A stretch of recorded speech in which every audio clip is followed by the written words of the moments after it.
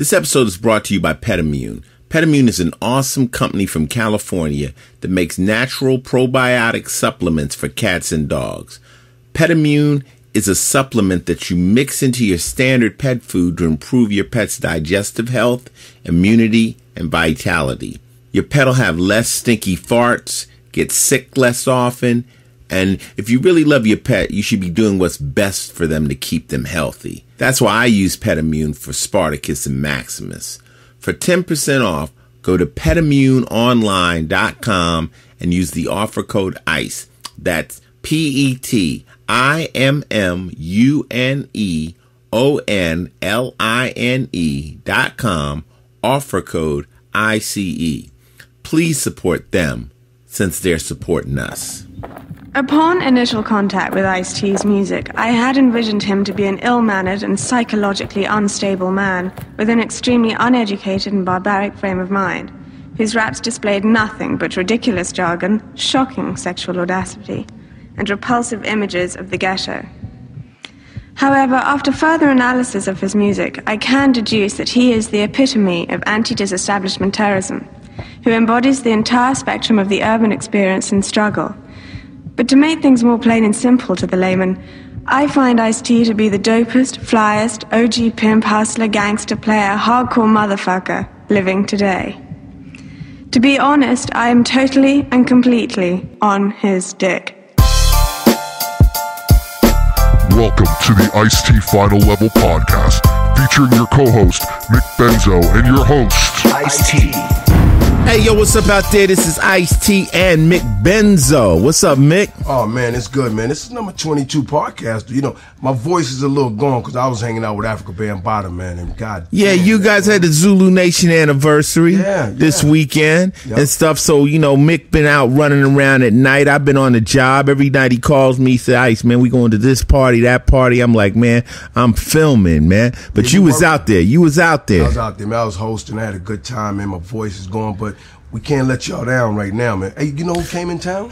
I know who we got here, but before we even get into, we got two guests here today. But why won't just explain to people what the Zulu Nation anniversary is? Well, it's 41 years of the Universal Zulu Nation and 40 years of hip hop, and we've always celebrated the birth of the music and have guests like, you know, rest in peace, James Brown, Sly and the Family Stone, George Clinton, but not this year. We had, you know, like Jungle Brothers and we had a whole bunch of people there. If you look it up, you one year me Cube and Public Enemy did it with that last year. Last year, y'all did it. Yeah, that was big with Naughty by Nature, Ultramagnetic. I mean, everybody comes by, and it's just a celebration of the birth of hip hop. You know what I mean? As far as we're concerned, we birthed it out of the Bronx, New York, and it's music, and we have a great time. You can see I lost my voice. I wasn't doing no drinking, though. You know. So no, you were hosting it. You the man on the mic. I was hosting it. Yeah.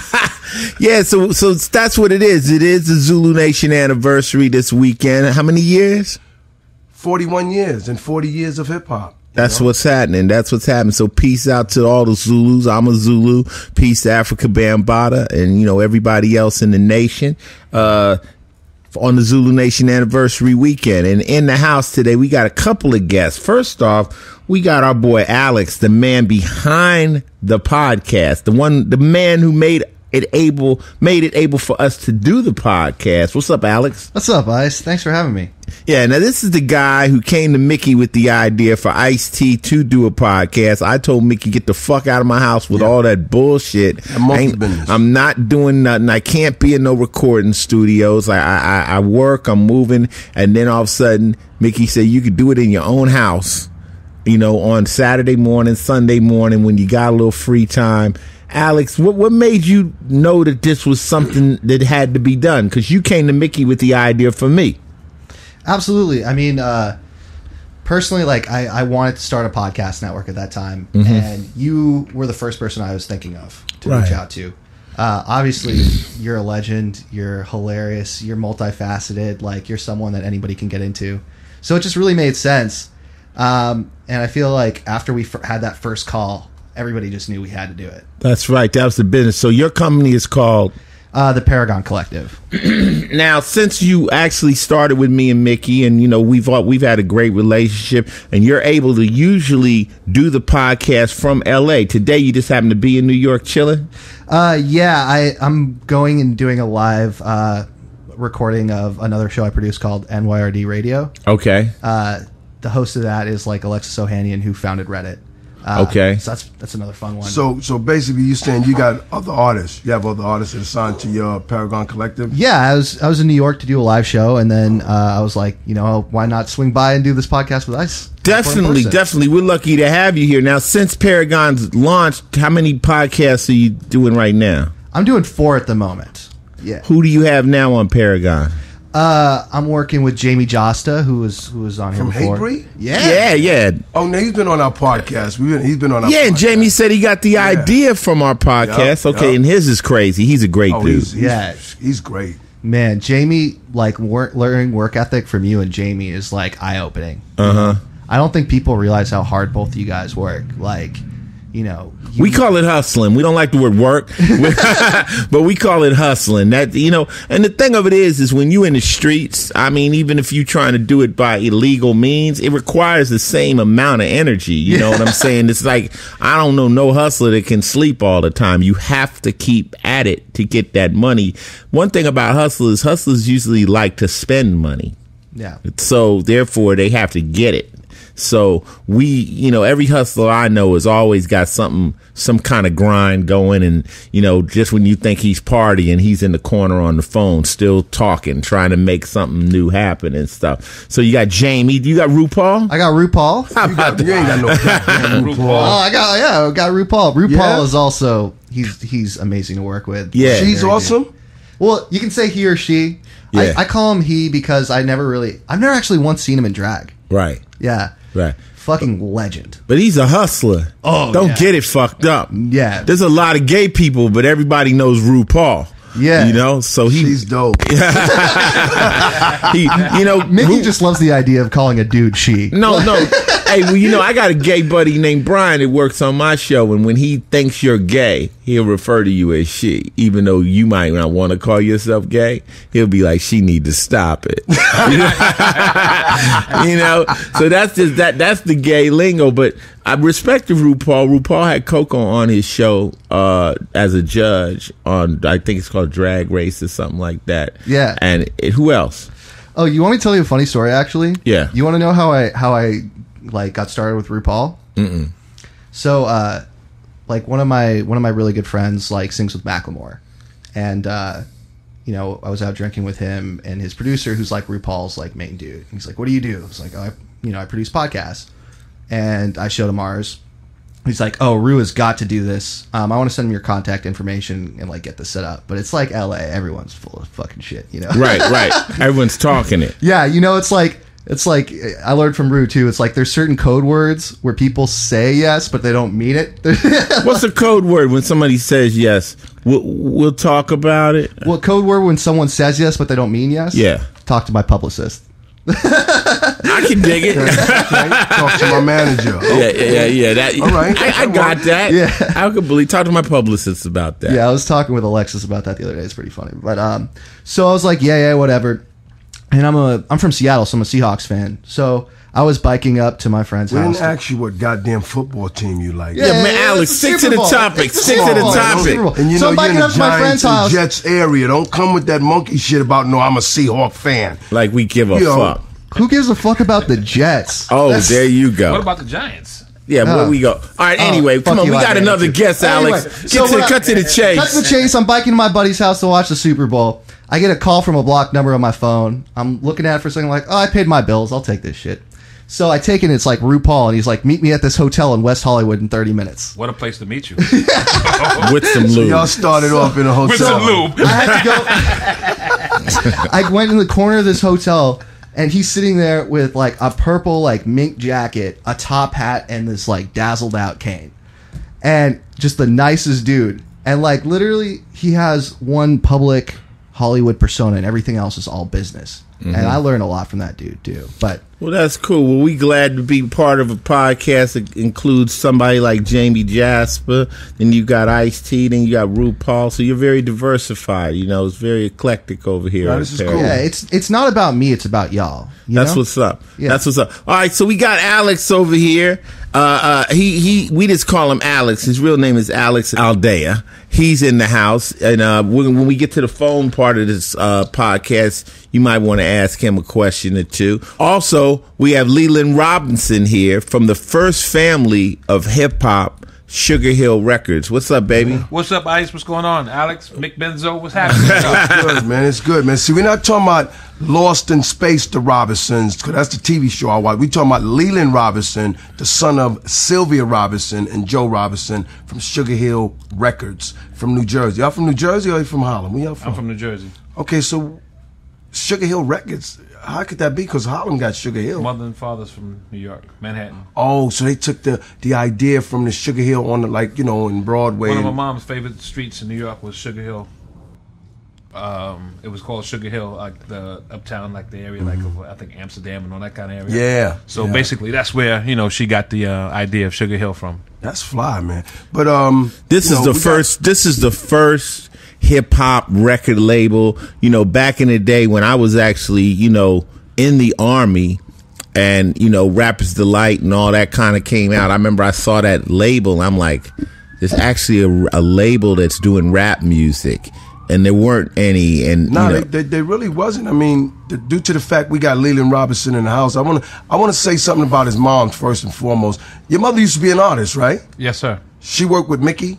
Yeah, it was me. She worked with me. No, not you, Mickey. Oh, no. I thought it was me. You got monkey business going on. She don't work with no monkey business, Mickey. So she did records like Pull a Talk. Love Is Strange was one of her biggest records she did. Mickey and Sylvia. Wasn't that in the Casino? The movie? Yeah, it was Casino. In Casino. Carlito's Way, a whole bunch of movies that song was in. So Moms was famous before she even started doing hip hop. Yeah, she was a famous artist. My understanding is Sugar Hill Gang was the first group to put a record out that actually hit the airways called radio. Yes, there was. And your moms and dad did that. Yes. Yeah, but look, we're gonna get deeper into an interview with Leland about everything that goes along with that. Well, we just want to let project. our audience know that we have some royalty in the building alongside of Mick Benzo and Ice-T. That's Leland Robinson and my man Alex from Paragon Collective. Now it's time for us to start our show. And when you're born into the business like Leland, you really, the history is beyond, I mean, there's things I know. People look at me, they go, Ice, you know a lot about hip hop. I'm sure this man right here knows a lot more, because just being there from the birth of it, being born into it, it's so many stories, it's so much stuff, so we can't wait. But right now, both of you guys are on the Final Level Podcast, so you about to go for a ride. Y'all ready? Because we go fast and furious, and we go through the world. Are you ready? Let's go. Church. You ready? Oh, Alex just said church. So you been stealing some words around here, man. It's tabernacle. Okay, and we gonna go. So this Final Level Podcast number 22, and this is news. Before we get into the news, this episode is brought to you by Audible. They're the world's leading provider in audiobooks with over 150,000 titles to choose from. And you get one free just by going to audible.com/Ice-T. That's right.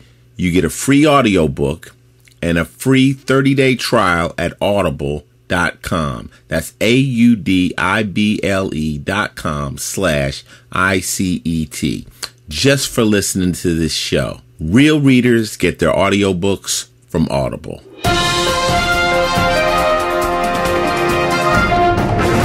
Okay, what's going on in the news right now, Mickey? Well, the most important thing to me, Mick Benzo, I got my own dictionary and I make up my own shit, but y'all didn't go out and vote, so the Republicans got the majority of the seats now. The Democrats, now we got to hope that anything that we put on the table, they can pass it by, Y'all got to go out and vote. Did you vote? I don't vote. I'm sorry. You don't make it no better. I'm sorry, man. He just told you to go out and vote. But at least I'm honest, man. But you tell them to go out and vote, and it's their fault the Republicans got all the seats, and your ass don't My wife votes, so that's good enough, man. And my kids. Do you vote? No, last time I voted, I got jury duty. So you trying to stay? So now you trying to stay? I voted for radar. Barack Obama. I'm a vote. I feel if God had wanted us to vote, He would have given us candidates. You understand? So I vote when I'm motivated to do it. But yeah, I should have voted. No, I think basically the reason. But I'm not the one out here promoting. You're pushing it. No, like what I'm trying to say is I think that we don't go out until it's a presidential election to really vote. But all the small ones are good because I did vote for Barack Obama. I did vote for that, but I didn't go out on this one. But we allowed the Republicans to take the majority of the seats, though. That's fucked up. Well, I think Barack has had an uphill battle ever since he's been in there. So I don't need, I don't know. He's got 2 more years left. I don't really know what he's even going to be able to accomplish. They're going to stonewall every situation all the way out. So I think all he needs to do is give me that get out of jail free card. That card we were talking about. Oh, the PBA card. Yeah. Yo, Barack, we've been asking about that presidential card. PBA card. The PBA one, yours. Leland, the one the cops give you when they stop you, they give you that little card. Yeah. I want one from the president. That's right. That makes a lot of sense to get one of those. Just before we talk about this, call this number. It's in D.C. and see if you should be detaining me. Yeah. That sounds right. You can do anything on the way out. On the way out of the White House, you can do anything. You can pardon people. You can do it. He can comb his afro out. He can get Illmatic. That's Barack, baby. The last year, he should just get Illmatic, like bring Wu-Tang Clan up in there. Make a record, Barack. Yeah. Go to some parties. Go to some parties and bring Wu-Tang up in there and part. Just fuck it. I mean, it's going to be a long time before there's another black president, so he need to throw at least one good party. One good one. Let Puffy host it or something. It'll be crazy. But yeah, what else is going on in the news? I heard, I'm not going to bring it up, but you was talking about something else earlier. Yeah, the students were protesting in Mexico in reference to the government out there. And the word on the street is, because I ain't there, they was kidnapped and murdered by the government and burned, but they blamed it on gangbangers supposedly had killed them. But we know. Did I not tell you that we do not talk about anything dealing with the Mexican cartel, or none of that shit? Well, look, so that's that right there. That's the end of that story. Because we don't do that. Because I happen to go to Acapulco. I happen to go down to Cancun now and then for a party, and we have fun down there. They treat me real good in Mexico, and I don't need Chapo's people popping up at my door talking that crazy shit, talking about the podcast. That's enough of that news. This is the World Wide Web, nigga. They can hear this shit in Mexico, and they can speak English, nigga. So fuck that, and whatever happened in Mexico stays in Mexico. Right, like whatever happened in Vegas stays in Vegas. Yeah, unless the cartel boys come knock at your front door. That was the word on the street. I didn't say it happened. That was the word on the street. It's ill though, right? I still got street connections, right, in L.A., and they were telling me, the way these cats operate, so now, the dope is coming from the cartels, you know what I'm saying? And and what they do, say for instance, you wanted to get a key of dope. The cartel shows up at your house and brings you 10 and won't take any money. Say, we'll see you later. Yeah, we'll be back.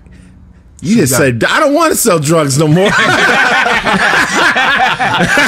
I don't want to sell drugs no more. I didn't want that. I just wanted one, and I wanted to pay for it. Take these 10. Take these 10, and we'll see y'all. We'll see you later, man. Don't worry about nothing, man. We got it. Oh, my God. We're going to take care of you, man. Good price. Good price. Fuck that. Pay up or get paid out. No, I don't need that type of consignment for all right, that was news, and I'm gonna leave that alone. Yeah, we leaving that alone. What about the other thing? What you talking about, Lee? What you talking about, Lee? Obama nominates prosecutor Loretta Lynch as Attorney General. It's a black lady, right? Yep, black lady at that too. That's the Attorney General? Yep. That's the head attorney in the country. That's big. So Barack is making moves, and like I said, he's throwing parties right now. He's starting to set up his team. Yep. Team for what? So he can throw a party. He's gonna do it at the. I heard. So she's an attorney general, and also she's a club promoter. She's got connections. She got everybody's numbers. You're gonna check out Barack at Barclays Center soon. It's going down. Didn't he have a black attorney general before her? It don't matter. They still putting you in jail. Once you go to that level, you under. was fucking around with the Attorney General. Hey, man, God bless Barack Obama. And that was news.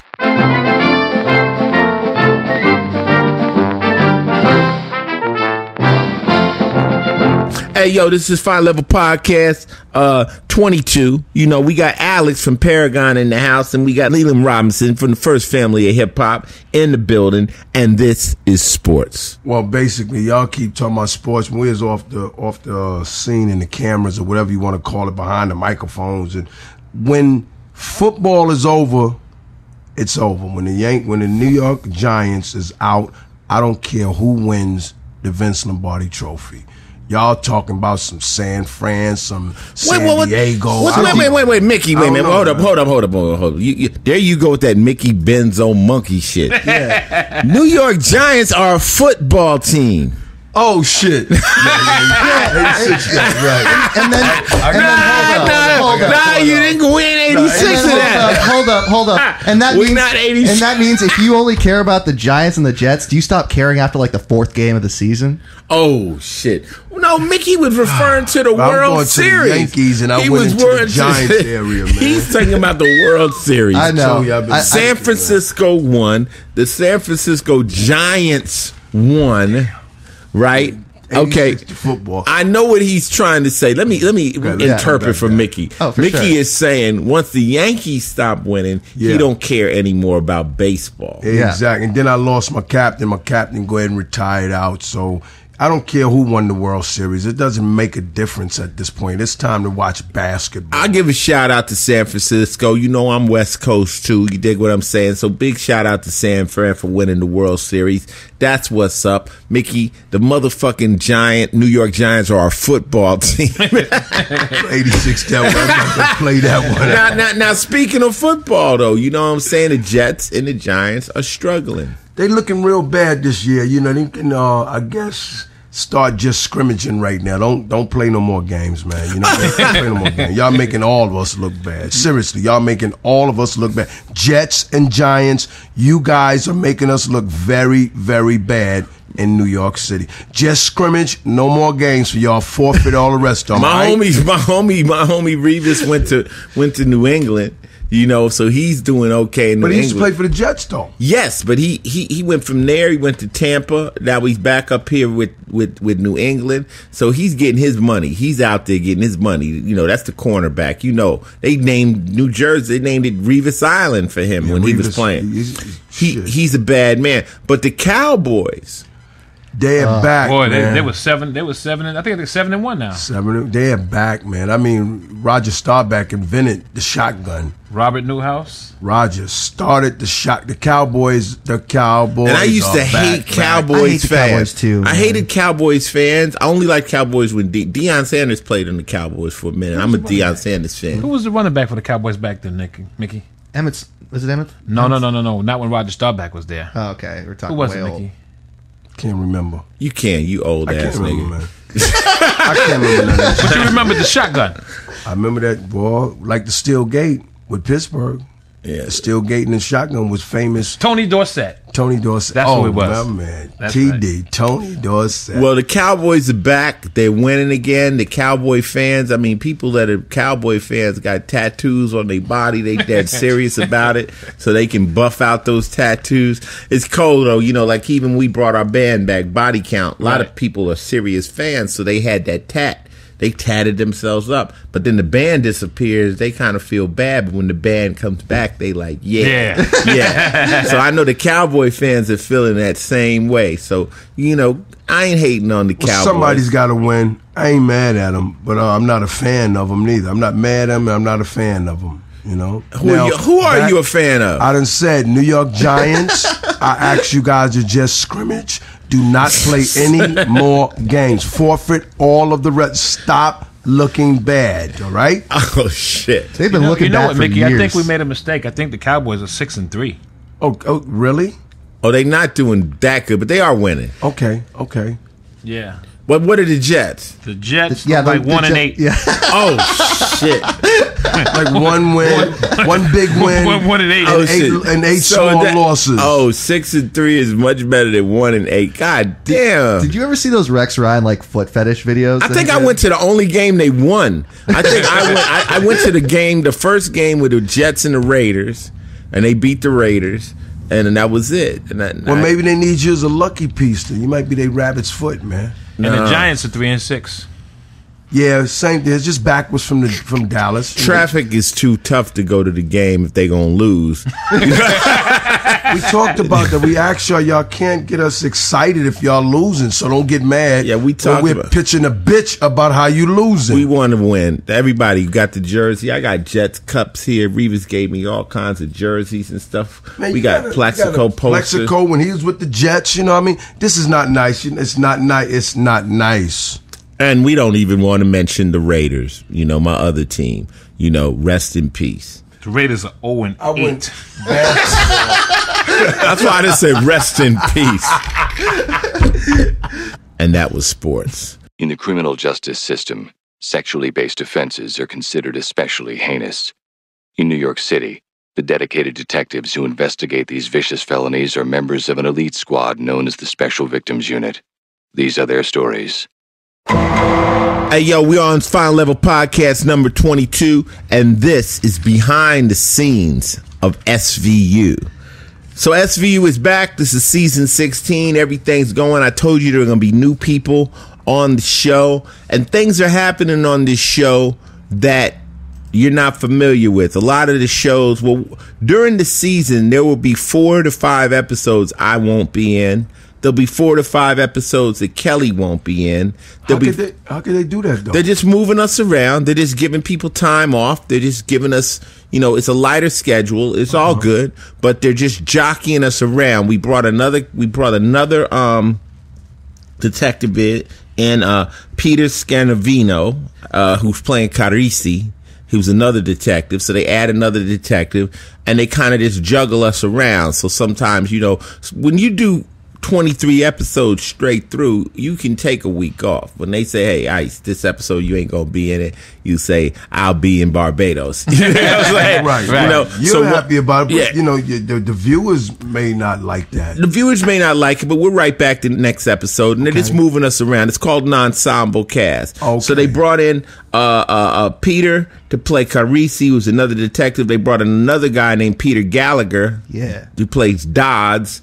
He's the new chief. He's coming in and out. Also, Mariska's husband, Peter Herman, is coming in. He plays this guy named Lagan. He's a defense attorney, and he comes in. Is that Mariska's real husband? Yeah, and actually, that's how they met. He came in back in the day playing this character on the show, and she met him on the show. So, hey, coming in working on a TV show could get you a wife. A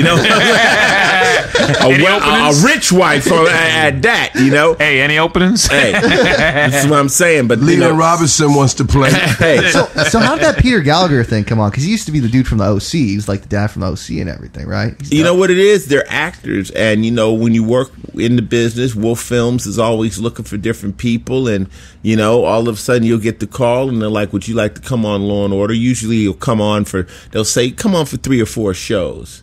And then they'll check how the fans receive you. When I came on Law and Order, I came for 4 episodes. It's been 16 years. They don't just say we're gonna sign you forever. They bring you on and they give wait. You a trial. They give you a trial run. They give you a trial run, and the fans will respond to you, or they won't. And even like Peter Gallagher, he comes on, he's being an asshole and he's being a hardcore, but the fans hate him.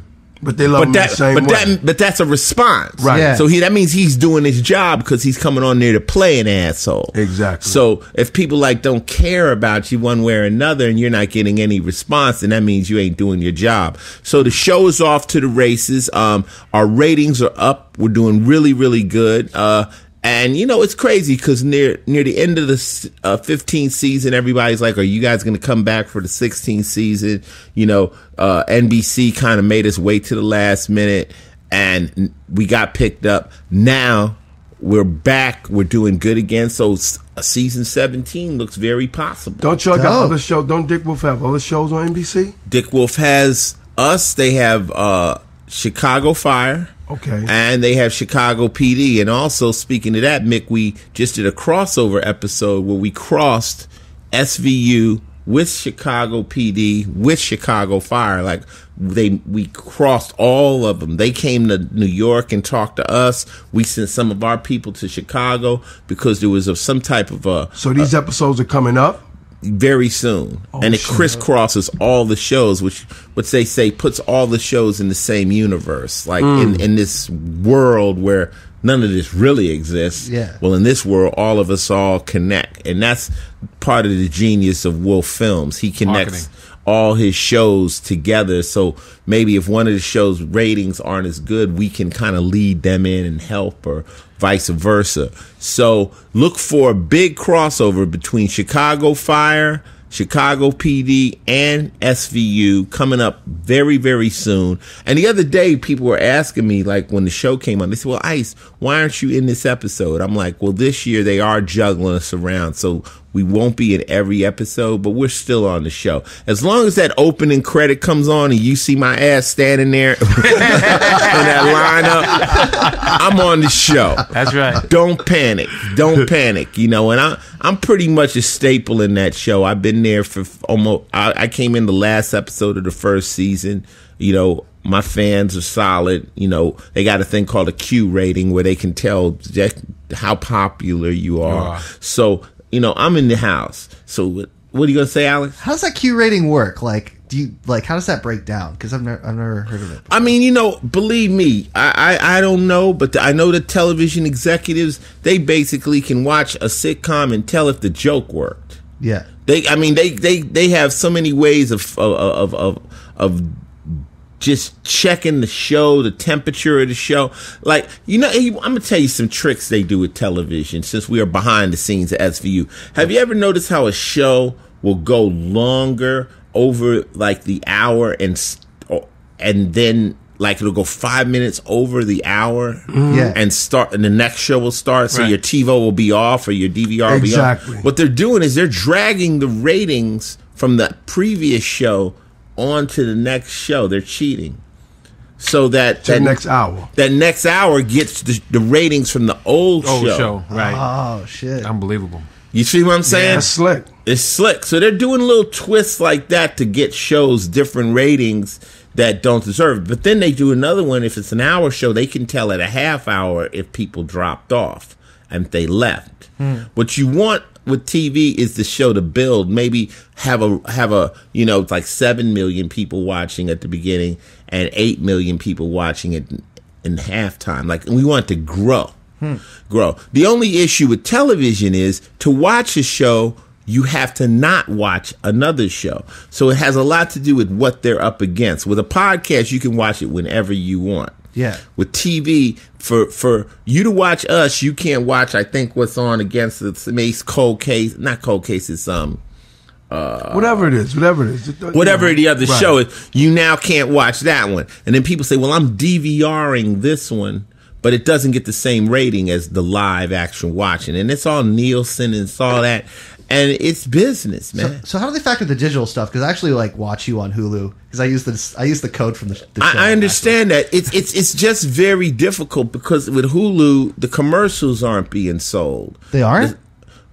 It's not the same way as it is on network television. Yeah. You know, so, you know, television is all based around those ads, and the TV show that comes on at 10 that has the most viewers sells their ads for the most money. Yeah. Because if, say we're going to sell, you know, Leland's new liquor we're going to talk about later, he's not going to say what show it wants to be on. He's going to say, what's number one at 10 o'clock on Tuesday night? Exactly. Absolutely. Just what's number one. You want the biggest rating spot. And that's where your commercial is going to That's radio, too. That goes with everything. So you don't connect your sales directly to a particular show or a topic. You connect it to who's going to have the most viewers. Then you got to do your demos. You got to say, well, if I am trying to sell to women, maybe it'll be SVU. Yeah. If I'm trying to sell to men, maybe it needs to be on Spike Channel. It's all, you know, but all television is a way to sell the commercials. And that's why back in the day they didn't like DVRs, because DVRs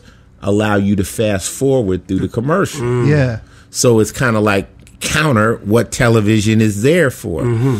So anyway, for advertisement. Behind the scenes at SVU, we got 3 new people. We got Carisi, who's another cop. People like him. He's ill. I have a good time with him. That's Peter. We got another Peter Gallagher, who's coming in as the new chief of all of, he's like the top chief of all the cops in the city.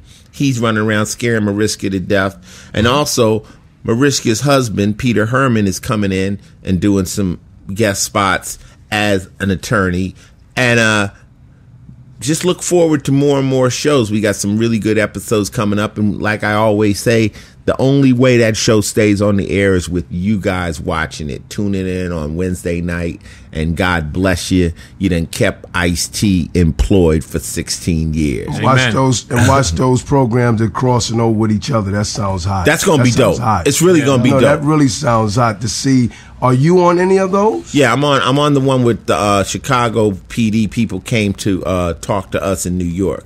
I didn't go to Chicago this time. Mariska, Danny, and Kelly went out there, but that was cool because it was cold out there. I didn't want to go. Are the ratings still? Is this as high as your ratings are for those other shows? We still, I think, or is he like piggybacking? Chicago Fire has very high ratings. I think they actually might even have a higher rating than SVU. Really? And then it's us, and then Chicago PD. But we're all in the same general range, Right. And you got to remember, man, Dick Wolf started off as a writer with Miami Vice back in the day. Wow. And he's had so many shows on, whether it was New York Undercover and all these shows, and he's still strong in the business. And, God bless him. You know what's funny that you say that? Leland Robinson, mom's, Sylvia Robinson, had Melly Mel's record in Miami Vice. Yeah. Remember that? Oh, you produced it. See that? There's something else I didn't know that. See that? I produced it. Yeah. Vice. That was on Miami Vice. This is what I'm saying. Yeah, I produced it. It's a small world. Right. It's a small world, and everything comes around full circle. And that was behind the scenes of SVU. But before we talk about TV, let's pause for a moment to discuss Petammune. That was a joke. Get it? Pause. All of us at Final Level give Petammune to our pets. Even Alex at Paragon uses Petammune for his cats Augustus and Serio. Okay? So he told me that his cat, Augustus, used to throw up once a week, and after 2 weeks on Petammune, he no longer has that issue. The stuff really works. Coco has been tweeting about it and using it with Spartacus and Maximus because it's keeping our pets healthy, and it's something that we really care about. It's difficult to do this with just an average diet of dog food. That's why we supplement our pets' dog food with Petammune. Petammune is a natural probiotic supplement for cats and dogs that helps prevent your pet from getting digestive disorders, itching, scratching, and excessive shedding. Petammune also promotes and helps your pet's digestive health, immunity, just overall health, and healthy weaning. It just makes the skin and the coat just look so much healthier. Essentially, Petammune makes sure your beloved pets have enough of the important nutrients necessary to keep them healthy. With Petammune, being sick as a dog really ain't sick at all. Petammune is hooking up all the Final Level podcast people up. So go to PetammuneOnline.com and use the offer code ICE for 10% off. That's PetammuneOnline.com, offer code ICE. Please support them since they're supporting us. You're on podcast number 22. You know what I'm saying? We got Alex, the man from Paragon, is in the building. We got Leland Robinson, and I'm Ice-T, and the one and only Human Dictionary. The Human Dictionary is going nowhere. Listen, Webster got a dictionary. McBenzo has his dictionary. All right? And this is TV. Now, the best shows I've been watching, Y'all guys are sitting around the table acting like y'all don't watch Three is Company. And No! I love Three is Company, and I love to watch Lost in Space with the Robinsons. I said that earlier today. You know, they had that little robot. You remember that robot? Yeah. I watched those. I watched This that. nigga Y'all don't watches watch that, TV man. Land. Does your Exactly. Does your channel? Is it that Maybe I ain't got cable. you ain't paid your cable bill? Maybe I ain't got cable. And that's why you watch TV Land all the time. Cartoon Network. This nigga is on that shit. I watched Lost in Space. I couldn't deal with Jack Tripper. Come and knock on the door. We've been waiting for you. Hey, that was dope. That was dope, man. I don't care, man. If Alice can work with RuPaul, I can watch Three is Company. Three is Company. Somebody. That's totally not a fair analogy at Yeah, all. that's fair. What the fuck is the matter with Mickey? What is the fuck? This is a thug. I tell people, this dude is an ill thug. Like, you see Mickey on the street, you be scared, you hand him, he didn't even ask you for your money. You give him your money. As soon as you see him. And then he's talking about Three is Company. He was like, give my money back, He man. came dressed up today like a flashback from a 1984 Run DMC concert. He had a syndicate I jacket. did not tell you that this is the month of the Universal Zulu Nation anniversary, so we have to be retro, man. We got to go back and show you What we it gotta is. be? Retro. Retro. And once again, the Human Dictionary. Retro. You wasn't lying about that. That's my dictionary. That's in the letter R. Find it. Retro. Retro. Oh my God. Well, anyway, Coco been watching this show called Masters of Sex. Now, I don't know why she need to watch a show called Masters of Sex, because she's already a master of sex.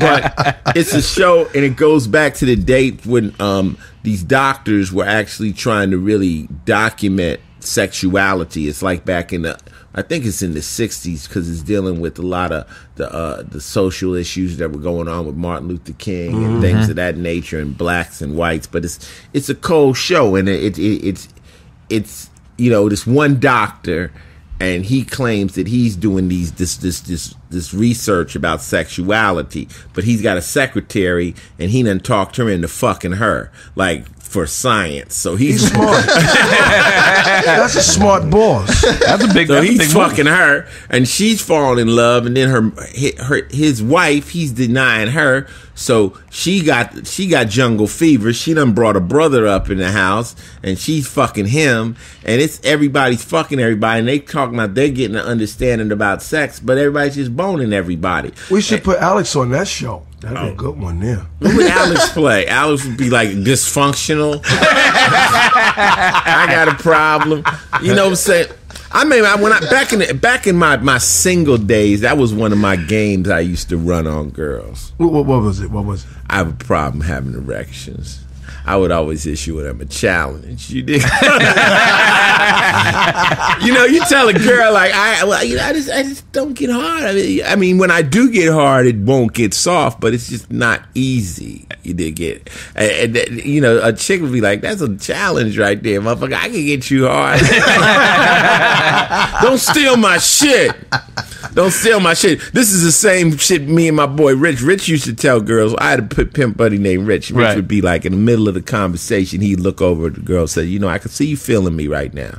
I can see you feeling me, and you drinking and all that, and you're trying to get me drunk. But no matter what we do, I'm not going to let you have sex with me tonight. That's out of the question." Now, he's telling the girl that, the girl looking at him like, what the fuck is this nigga talking about? No going to be no sex, because right now I can't have sex. I just had a dick reduction. And I'm healing up.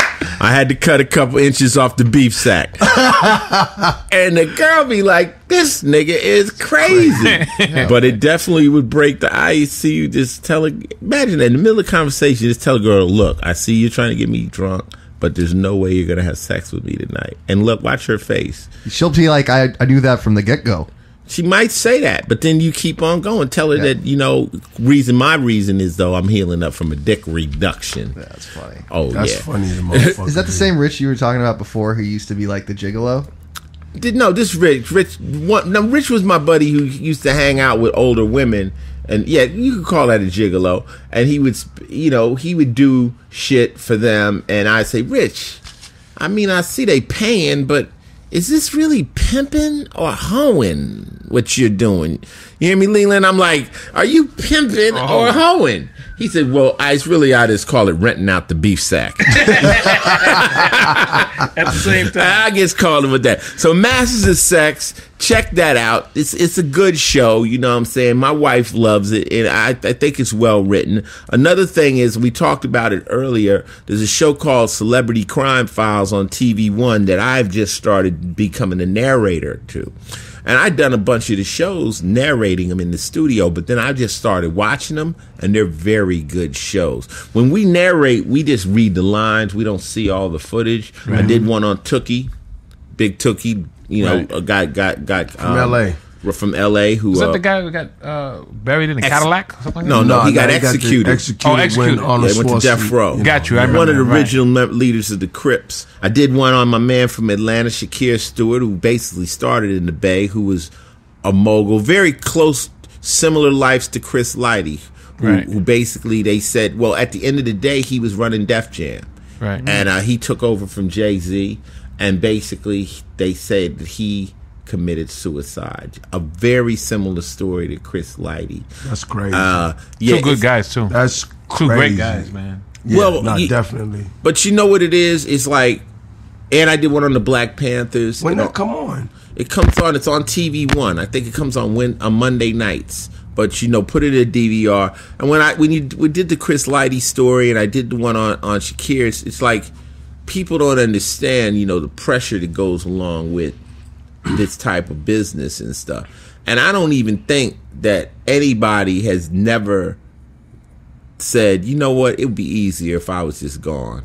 Nah, no one takes their own goddamn life. Mickey, I'm not saying whether you do it or not, but there are people that think about it. But there's moments when you contemplate it. You know I have. I've been in a situation where I'm like, man, it's so much pressure, man. You just fucking, you know. But of course, it's a big jump from that thought to actually doing it. You know, putting the gun in your hand and all that stuff. But everybody has been in a fucked up, crazy situation where that might just run through your mind. Like, you know, suicide is a very, and now add drugs, add real pressure, add no one there to talk to. You know, we don't call each other. We men, just like we talk about with what you say with male health awareness. Male awareness you know, you need that homie sometimes. You know what I'm saying? You could be fighting with your girl, man. Girl, I'm gonna have you motherfucking outside climbing a motherfucking tree, man. That's true. You be going through it. Sometimes you gotta call your boy and say, man, and just vent. True. Because if sometimes when you go into that zone, it's a very dark place, and unfortunately, these brothers decided that this was the way out, and it's sad. I can't believe my friend Chris Lighty committed no suicide. That would never sit correct. And having Leland Robinson here from Sugar Hill Records. You knew Chris. Yeah, great guy. That wasn't the type of guy that would have did that to himself. No. Yeah, but you can't. Even under but pressure. the thing about it is, Mick, we don't know what he's going through We don't behind know what closed he's going doors. All we see is the good side of Chris, or we've seen everything that was going on in his life, the good side of it. We don't know what was happening on the other side of it. Yeah, I immediately say that. I always say there's no way that could have happened. But how often do you see, you know, like one of my other partners I just work with. Chad L. Coleman. Yeah, so I was talking to Chad Coleman, you know, and without going in too deep, he said he was just on the phone with one of his partners. His partner was having little spousal problems. He talked to him. He said, oh, man, you know, okay. He says, nah, I'm just going to go over there and talk to her, you know. Ends up shooting his wife in the face. Wow. Now he's got life. You see, so sometimes what you don't think can happen because we think we know each other. You know, oh, Mickey's strong. Somebody say right now, Mickey's fucked up right now, man. And he has some weak points. Everybody has weak points. Yeah, we got one there somewhere. Yeah, you know, so God bless him. But this is TV, and you know, take a chance. Watch Celebrity Crime Files. I'm the new host on there. I'm the one doing the voiceover. And they have some really, really good topics. You know, I think, you know, it's TV1, so it's connected to BET, but it ain't all that bullshit, monkey shit we hate that they put on. You know, this is not no love and hip hop bullshit. This is about something. You're gonna learn something if you watch Celebrity Crime Files that'll be helpful, and that was TV.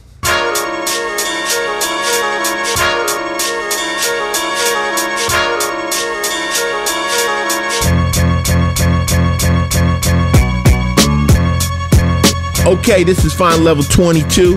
My man Mick Benzo. Leland Robinson is here, and this is music. And who's better to talk music than, you know, from the first family of hip hop? I mean, the people that really put rap on records in a real way and make it to radio. And, you know, people can say what they want about the Rapper's Delight or this, that, or the other, but I know, for me, it was the first record I heard that made me want to rap. Well, this is important for y'all out there, listeners. We want y'all to really tune in and check out my man Leland Robinson, right? His mother's name is Sylvia Robinson. Rest in peace. She's been gone, but haven't been forgotten. His dad is gone, but not forgotten. And he just recently lost his baby brother, Scutch Robinson. And that's, you know, he's gone but not forgotten. But he's up here on the Final Level Podcast because we want to express to y'all about music in the hip-hop world, how it officially got on the radio. That's real big. What was it like for you? I mean, you were a kid, and what are your first memories? Well, I was I was in high school at the time when the record came out, and, you know, all of a sudden it was on the radio stations all over the place, and kids like, yo, that's your family? That's your family? And it was just like, I was like, yeah. But it was a great situation growing up in the music industry and growing up and watching that record blow up as big as it really did. And I can say it was a great experience. You became a producer? Yeah, I produced a few records also. I did a record with called Miami Vice for the television show. I did a record with Busy Bee. I did a few records. I did some things with Mel. I did a lot of scratching on a lot of the records. Oh, you were DJing too? Yeah, back then it was Viciously. Viciously. I like that. Viciously. You had a record out too. Yeah, I did a few records. I did the record with the West Street Mob called Breakdance Electric Boogie. I did all the scratching on that. I actually assisted Flash into the record Wheels of Steel. See, that big. He did. This is big. You know, he was like. Did you have anything to do with the Funky 4+1? No, I was too young then. Your parents had them on television. They were the first rap group on Saturday Night Live. I understand. The first rap group. From Sugar Hill label was Funky 4+1 on Saturday Night Live. I think you're correct, Mickey. And you went on to work at, I want to say Motown. Was you worked at Motown before? Yeah, I bumped into Kedar Massenberg. We was at the jewelry store one day, and he asked me what was I doing. I told him I was doing a lot of producing for a lot of people. I produced some records for Tyrese. I did some records for Case. I did some records for Charlie Wilson. I did some records for Mona Lisa. A lot of artists I was recording back there. I had like 6, 7 producers. Did you have your own studio? Yeah, I actually did. And it's a story to that too. Back then, you know, when I finally decided to get into the industry, it was like, you know, things was really slow. Mm-hmm. And I kept going to this music store called Musically Yours in Hackensack. And I kept saying, I'm going to buy this, I'll buy this. So finally, after going there about 10, 15 times, the guy turns around and says, look, man, what do you want? So I says, I'm going to come back and get this stuff. It's just a matter of time. But I'm trying to do it all on my own. Mm-hmm. He says, listen, what do you want? He gave me $65,000 worth of equipment. What? Gave it to me. No money down. Listen to me. After coming there for months and months and months, he gave me $65,000 worth of studio equipment and sent it over to the studio, and I built my first studio on my own. Not with mother, not my father, me by myself. So I got started there. I got some producers, and I started rocking and rolling in. Did the Best Man soundtrack, some songs in there, and everything. So now, can I ask you a question though? Sure.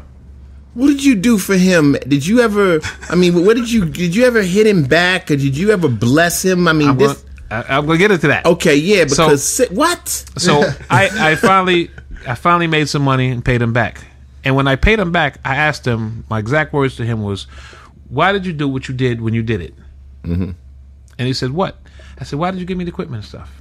He said, because in life someone gave him a chance, and I felt that you were that person to give a chance to. How about that? And gave me the chance, and that's when I started making music and started producing for different artists. But you know what? The fly shit was you paid him back. Absolutely. Yep. And you know, I always tell people, the person that helps you, that's not who you fuck.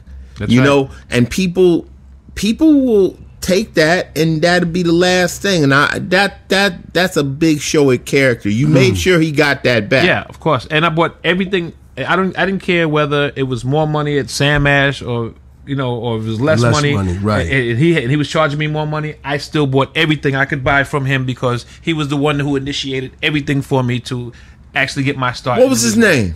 Eddie. He owned a store called Musically Yours. He was in Rochelle Park at the time. Is he still alive? He's in Hackensack now. I spoke to him about That's fly. a month ago. That's hard. That's hard. This is crazy. I spoke to him a month ago, and I called him. I said, "Hey, Eddie, what's going on?" And the first thing he does is call me Starsky because I brought Starsky over there to him, and he heard Lovebug Starsky DJ, so he'd be like, "Starsky, what's going on?" So I said, "Eddie, I'm teaching at Bergen Community College. I'm doing it, for the kids, just teaching the kids everything about the music industry, So I says, Eddie, I need a set of turntables with a, mixer and everything, and Serato to teach these kids how to DJ. He said, no problem, take it. Not one charge, no fee, no nothing. Still you know what I mean? friends. So anything I do, if I can turn anybody onto this guy, I would turn anybody onto this guy because he gave me a fair shot when he didn't have to. All right, now that's Eddie in Hackensack, but don't go in there thinking he gonna give you shit free. You probably go there for 6 months straight like I did. Don't do that. Don't do that. You know what I'm saying? He gave Leland something free and stuff, Also- and that's a good man. Also, Lee, your moms and dad had their own recording, real big studio in Jersey, right? Yeah, well, they built the studio. It was called, I forgot the name of the room. It was called, some company out of California came in and built it. And actually the police and big white groups used to record in there. Oh, so it wasn't just Sugar Hill? No. Artists It was recording bigger there? than that. It was, Okay. Well, I mean, You already said white groups, real wanna big know. white rock groups. We groups, wanna know. groups. Money. I don't remember all the correct names. Right. But there was only 2 studios like this in the world. One was in California and one was here in New Jersey. And that's when we had. And before Sugar Hill, there was a lot of white groups that recorded there.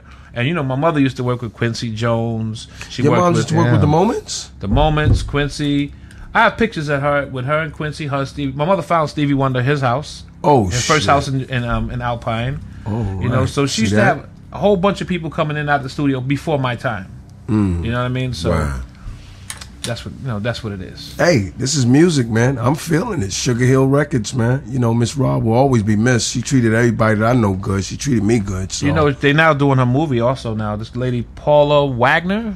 She's Okay. a big movie producer who did Mission Impossible. Okay. She just picked up the rights for the movie, so she's working on the To movie. do what? Sylvia Robinson movie? The Sylvia Robinson movie. Wow. It should be a Story. movie. Sugar Hill Story. The story? That's hot. Yeah, it's Tom Cruise's lady, right? Yep. Nice. That's hot. Yeah. Well, that's hot, man. Well, it's an honor. It's funny though, because in hip hop, certain people are like royalty. You dig what I'm saying? So you meet so many people, and they go, "Okay, who's that? Oh, that's Grand Wizard Theodore, huh?" And you Yeah. turn around like, "Okay, that's somebody who had something to do with the Absolutely. creation." So when I first met you, and they were, well, that's from the Robinson family. I'm like, well, you got to respect that because that was, it all has to do with what I am. If rap hadn't came, who the fuck knows what I would have ended up doing. So one thing leads to the next thing. And if you don't respect how it all happened, then Exactly. So They actually gave us that seal that says official for United States of America, the president. Y'all gave it the seal for hip hop, really. Even though we started in the Bronx, you guys out here made sure it got national exposure. Right. Y'all got it on the radio first. well, they took it to the next level. That was a task force too. That was a task. Y'all too, took it to the radio first. And Sugar Hill Gang was the biggest fucking record out, no hands down to anybody to say anything. That was the record of all time. That's the record that set it off. And I think the next people that really had something to do with it would have to be Def Jam and Rush. Yeah. Who took it to that next level, when Run DMC and them guys decided we're gonna start doing stadiums and big shit. It was like, Okay, there's moments in hip hop where it just jumped, Absolutely. and it kept jumping and stuff. But like I say, I was in the Army, and Rappers Delight came out, and on the B side, it was just the instrumental.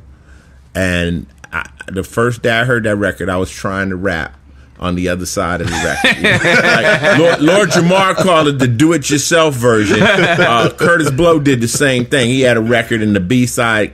It said "Do it yourself." Do it yourself. And you trying to rhyme, and you like, how do they do this shit? Like trying to do it. So now here we are. It's 2000, almost 15.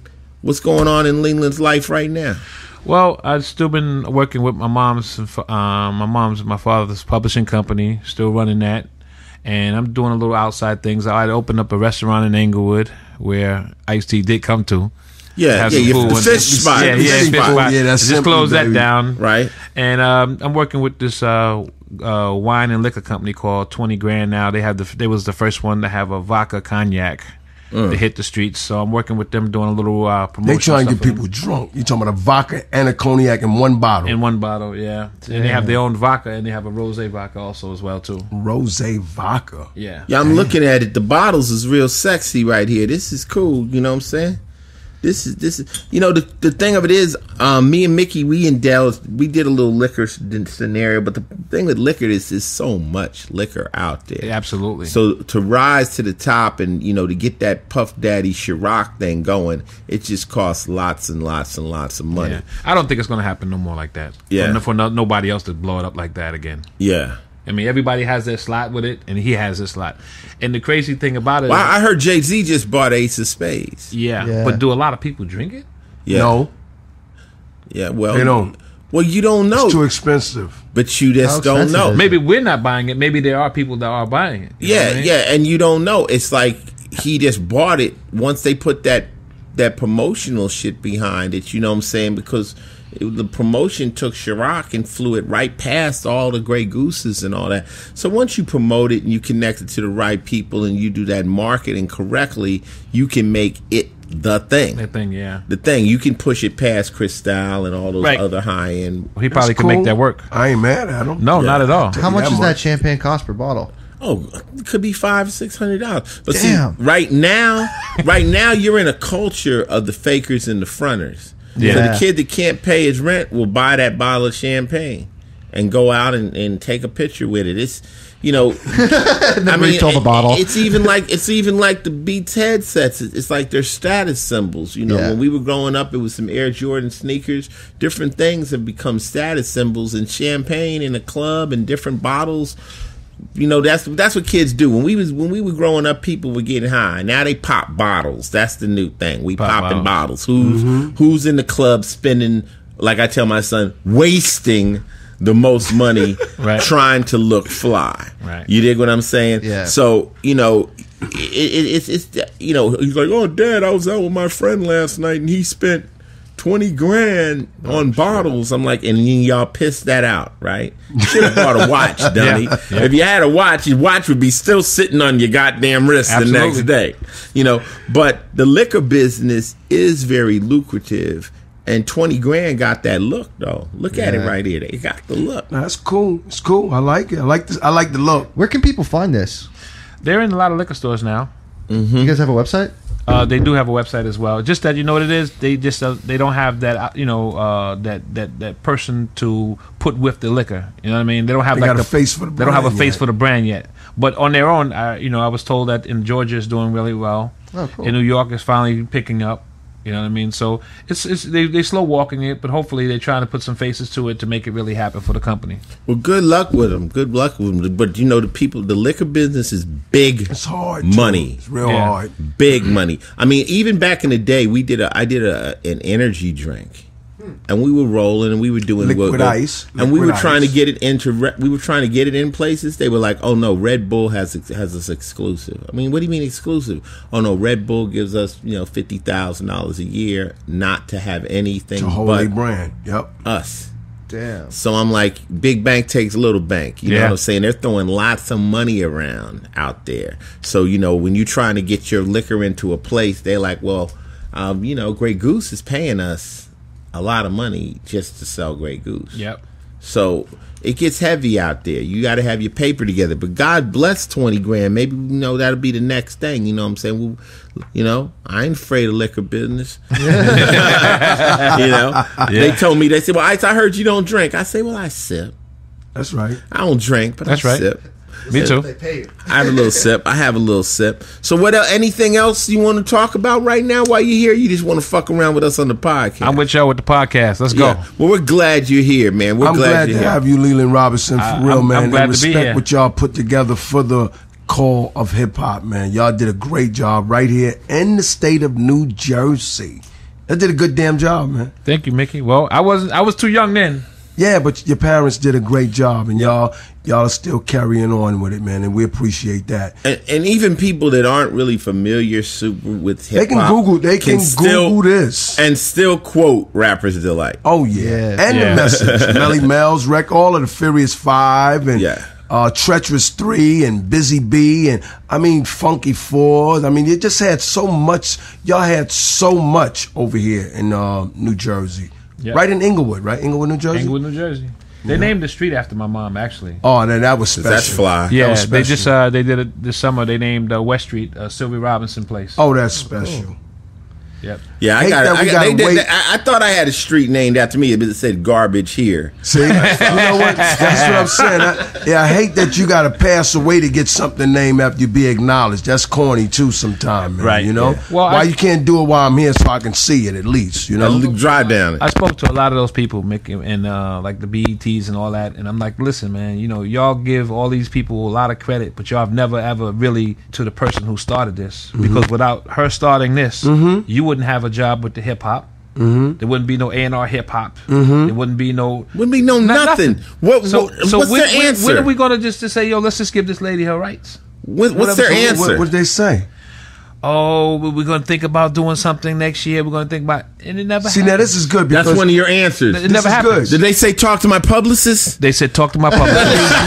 That means no. They said talk to my publicist. That's that bullshit. No, this is good. This is good conversation right here on the Final Level Podcast with Mick Benzo and Ice-T. You see how he said he asks a company that's playing hip hop and consider themselves Black Entertainment TV, when will they honor his mom for doing what she did?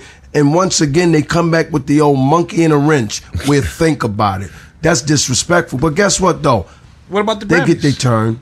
What about they the get Grammys? their turn. Same thing. The same thing goes for the Grammys and everything They get else. their turn. Matter of fact, when we took Rapper's Delight to the radio station, they said they're not playing it. I won a Grammy for rapping, but I rap with Quincy Jones. See, we kind of got in the back door. Yeah, me, Mel, Kumo D, Kane, all of us. That was got a bad record. That too. was back on the block, record. baby. Quincy Jones. Jones. But still, it was a rapper doing the record with Quincy Jones, not just Michael Jackson. Right. So rappers do have a place in history, and y'all got to start acknowledging that. BET and Grammy. Well, the first word on the record was Ice, let me kick my credentials. It was no Quincy Jones singing. Yeah. It was me. A player, South Central LA, home of the body bag. You want to die, wear the wrong color rag. So we didn't cut it for Quincy. I came in gangster rapping right off the top. Right. And we got a Grammy with it. And you ain't do nothing else but be yourself on that record. I bet you they don't even realize how important this conversation was. Google Sugar Hill Records, Sugar Hill label. Google it. Read up on it. Figure it out. Royalty is in the building. Leland Robinson. Damn. And that was music. Back here on the Final Level Podcast, this is movies. Now, last week we were talking about movies with Jamie Jackson. We've been talking about a couple of movies, and I finally got a chance to see them. The first one was John Wick with Keanu Reeves. Go see this movie. How good was it? How good was it? I'm going to tell you how good it is. You know, I'm building a new house, been building it. I might move in next month. It'll be the first movie I'm going to buy for my house. No. And I'm going to buy that shit in Blu-ray. You can't do that. You can't buy that if you're not going to buy The Equalizer. The Equalizer is the next one. But John Wick is doper than The Equalizer. Let me tell you, Keanu. I worked with Keanu in a movie called Johnny Mnemonic. This nigga in this movie, they kill his dog, right? What happens is his wife dies, unexpectedly. He loved her to death, and she just gives him a dog, and she says, this is who to have to love instead of me. You don't know he's a killer, and these fools decide to steal his car and they kill his dog. This motherfucker, you talking about going on one? He goes on one, and the way it's choreographed, I mean, you hip to John Woo, all the old killer stuff. It's to the next level. It's not CGI'd. And Keanu is getting off. Like, he's shooting a motherfucker this way, boom, shooting him this way. While that guy's falling, he's hitting him again. Bam. Boom. He's dive rolling, catching people, and then while they rolling, shooting them. Boom, boom. And there's a scene where he's walking through a club just dumping on motherfuckers. Boom. Blam. Blam. Your kind of movie. It's my kind of movie. Keanu Reeves plays his part. He's really removed and cold in it.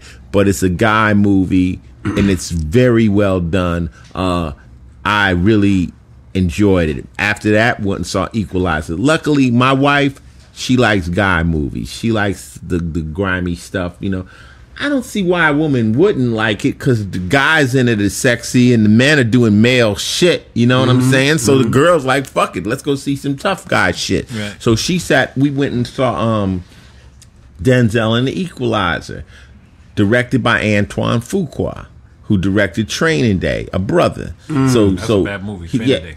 And Denzel, once again, Denzel's 59 years old. And still doing it. Getting it in. Well, the moral of the story, when you say you watch John Wick, in all honesty, people really, really, really care about the animals. No. Real talk. You watch the movie, but people, Ice-T, really care about Spartacus and Maximus. Oh, no. If someone does something with those dogs blatantly, intentionally, they're gonna get it. And let's be honest, because those are really some people kids, man. They're part of your family. What about you, Lee? You got one? Don't fuck with dog. Yeah, I got a dog and 2 pigs. Do you love it? Yeah, he got some pigs. What you say? What you love, a dog better or the pigs, man? Oh man, I love my dog, man. But you got 2 pigs. You got, honestly, Leland Robinson got 2 pigs. 2 pot-belly pigs. That's dope. Like, seriously? Seriously, 2 pot-belly pigs. You hear him, Coco? You got pictures of them? I have a pot-belly pig, and it goes around the house and it squeals. Does he squeal? Only when he's hungry. What does he eat? Pig food? No, we don't give him no bacon. He's not a cannibal. What's pig food? What is pig food? They got special pig food, Like, where do you buy it? Where do we get that food from? The pet store? They have a pet store that sells it. Are you serious or you Food at the joking? pet store? Yeah. Are you serious or you joking? I'm serious, man. 2 pigs. Now, I heard a story about people that are trying to buy these little bitty pigs. Right. I don't know if this is a true story, but they're called teacup pigs or something. But the people ain't selling them. They're just selling them real baby pigs. Right. And the damn pig grow to be like 500 pounds in the house. It just never stops growing. But by then, they done fell in love with the pig. So they got a big-ass pig in the house. Here's a potbelly. Potbelly, yeah. Next time you come around me, bring a pig. You promise? No,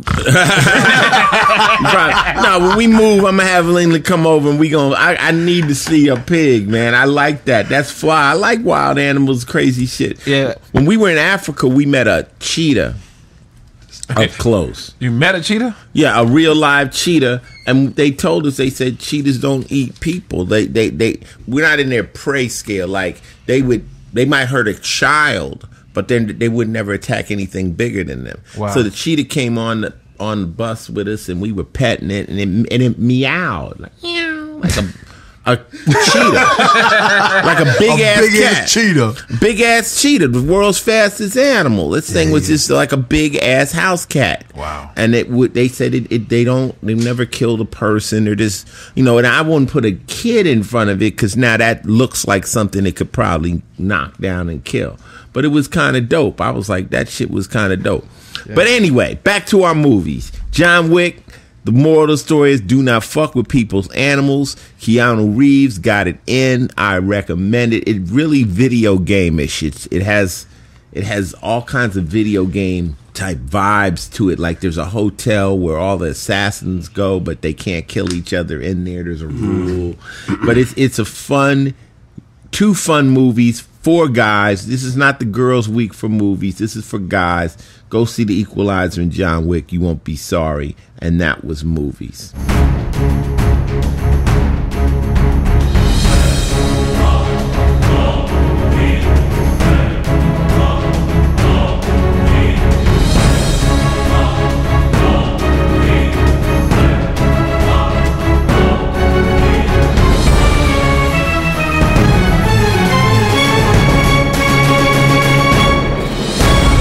Yo, this is Final Level Podcast number 22, and this is games.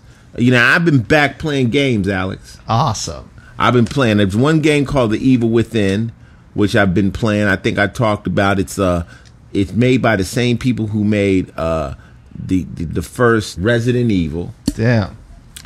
I played the shit out of this game. You be shooting motherfuckers in the head with shotguns. People say, "Why is T? You play video games?" I said, "What wouldn't I like about shooting people in the head with shotguns? Where did that? Where do I? What part you don't understand? Oh yeah, and now Advanced Warfare has come out with Call of Duty, and I just got it the other day. Somebody from Xbox sent me because I've been in a lot of Xbox games. They sent me the game. I took it to my work. I'm like, yeah, I'm gonna play it, but I got a 360 at work. It didn't work. So I had to download it off the internet for $69 or something from my Xbox 360. Now I have one over there for my Xbox One because I like to play here and I like to play when I get to work. At first, I didn't think. Here's my review of Advanced Warfare. First, I didn't think I was going to like it because I saw that the people could jump around. I thought it was going to be more like Halo. Halo, you fly and jump around. I'm not really into that. I want it to be normal. This game is dope. You don't really jump. You got like a jetpack where you can hit it and it makes you jump a little bit higher, but you can't fly. You've got these packs that allow you to come off of high places and lower yourself. It's a lot of gadgets, and I'm only playing the campaign. I'm not the kind of gamer that gets on the games and immediately goes to multiplayer. Yeah, nah. To try to get my ranking up really, really quick. By the time I start playing multiplayer, everybody else is already prestige. Right. They've already have played the game too much. I want to learn the game, and I love playing the campaign. I really would advise getting Advanced Warfare. It feels good. It's fun. They got a lot of cool gadgets, a lot of cool upgrades. It has an ill learning curve. It's not exactly like the rest of the Call of Duty games, but it's fun to learn as you play. It is a first-person shooter. The narrative is dope, and I think Call of Duty's back on the right track. I think that, you know, this is the game that most of the first-person shooters, you know, call home. Yeah. You know, and I can't really wait to get a chance to sit down and really get in and then fire my clan up and get out there and run and gun. I can't wait so I can go home and play the fucking ping pong. I'm still playing in television from 1980 basketball. He's the new guy. You know he loves these new shit. Don't pay any attention to the non-gamers in the room right now. You know, Ice, I gave you and Little Ice Skyrim a minute ago. Okay. That shit's that's my favorite game. Skyrim, and Ice was playing Skyrim on the tour. Yeah. But see, that's an RPG. It is, but it's so dope. You know, the RPG non-gamers are called role-playing games. Yeah. Mm-hmm. So what happens is during the game, you have to stop and it gives you all these options. You like got to talk. Like it says, say yes, say no, hit him in the face, leave, give him the cryptic Right. claw. Or some shit. Yeah, that's some shit Alex It would slows like. down. It slows down. You know, I'm like, you just want to shoot people. Hold on, No, Alex. I My play guy Border- talking about a real good game, and here you go with the no. come on. That's a good game, but it's a different type of game. I'm like a nerdy motherfucker who like sits and watches every Yeah, we Hobbit can tell. movie. We can and tell. like that's We my can shit. tell. I'm a nerd through and through. Yeah, I'm more of a geek. Yeah. So, you know, and we always say nerds talk about it, geeks can do it. Well, I'm a geek. want to be a geek. He don't want to be a nerd. No, you're a tech geek. I'm a tech geek. Right, you're a tech geek. But you're a nerd. Did you go to Comic-Con? No, I wouldn't go to a Comic-Con. You didn't put on your leotards and walk all the way through Manhattan and boots? No, I couldn't do that, but I will like play Skyrim. Okay. Hey, we don't have a problem. Let's make one thing clear. We're not haters. Yes. The Final Level Podcast, we represent the nerds. Yeah. Yes, we the geeks. We represent the furries. We represent Comic-Con people. We represent all of them. Yes, we do. Because you know why? It doesn't offend me. If it's your thing, you do it. But I will define how far I go into those realms, Ice-T, personally. You ain't going to catch me in a rabbit suit. Okay? No. Hold on. Here's the thing, I know what. Let me say. This Halloween that just passed, I seen a guy. I don't know if you ever go to clubs and always see like the creepy guy, guy standing next to the bathroom trying to bother the girl. He dressed up in that shit though. I was the creepy guy in the club. Okay. That's Halloween. I said that's different. Everybody dress up on Halloween. If I'm not, like when they go to the Trekkie conventions, these people really dress like, Chewbacca and they going in there and the Star Wars shit and all that. They go to movies like that now. And you know what? I'm not mad at it. Everybody has a good time, and the girls in there. One good thing about Comic-Con, all the girls look sexy. Yeah. The girls look sexy. The few of them that are there. Oh, there was a lot. I seen them walking because they coming walking down 34th Street getting into it. But anyway, this is games. But can I say this, though? I feel like the only reason you're not into Elder Scrolls is because you like it. And that shit's addictive. No, I'm not into it because I want to shoot the guns. I'm in it because I like the blood. I like the shoot. I like the violence. This is my outlet to become violent and kill shit without going to jail. I told you this. I have a bloodlust. I want to hurt things. You kill things in the game. Do you? Yeah, you kill like everything. Slowly? No. Okay. All right, I want to kill. I mean, I want to gut some shit, That's just my thing, and I understand. Everyone has to understand their problems and their shit, and this is like therapy for me, because in real life, things bother me, and I really want to go hurt things, but I don't. Take the aggression out on and the I play games, video have games. a good game. It's therapy. That's good. It's therapy. You take my games away, and I'm gonna end up in a jumpsuit. And that was games.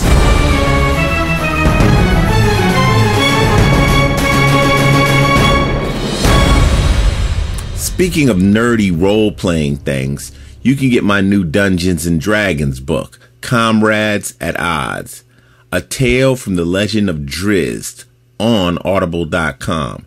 Audible is a longtime supporter of the podcast, and I'm a big fan of audiobooks, as they're easy, convenient, and better to listen to in the car than awful radio stations.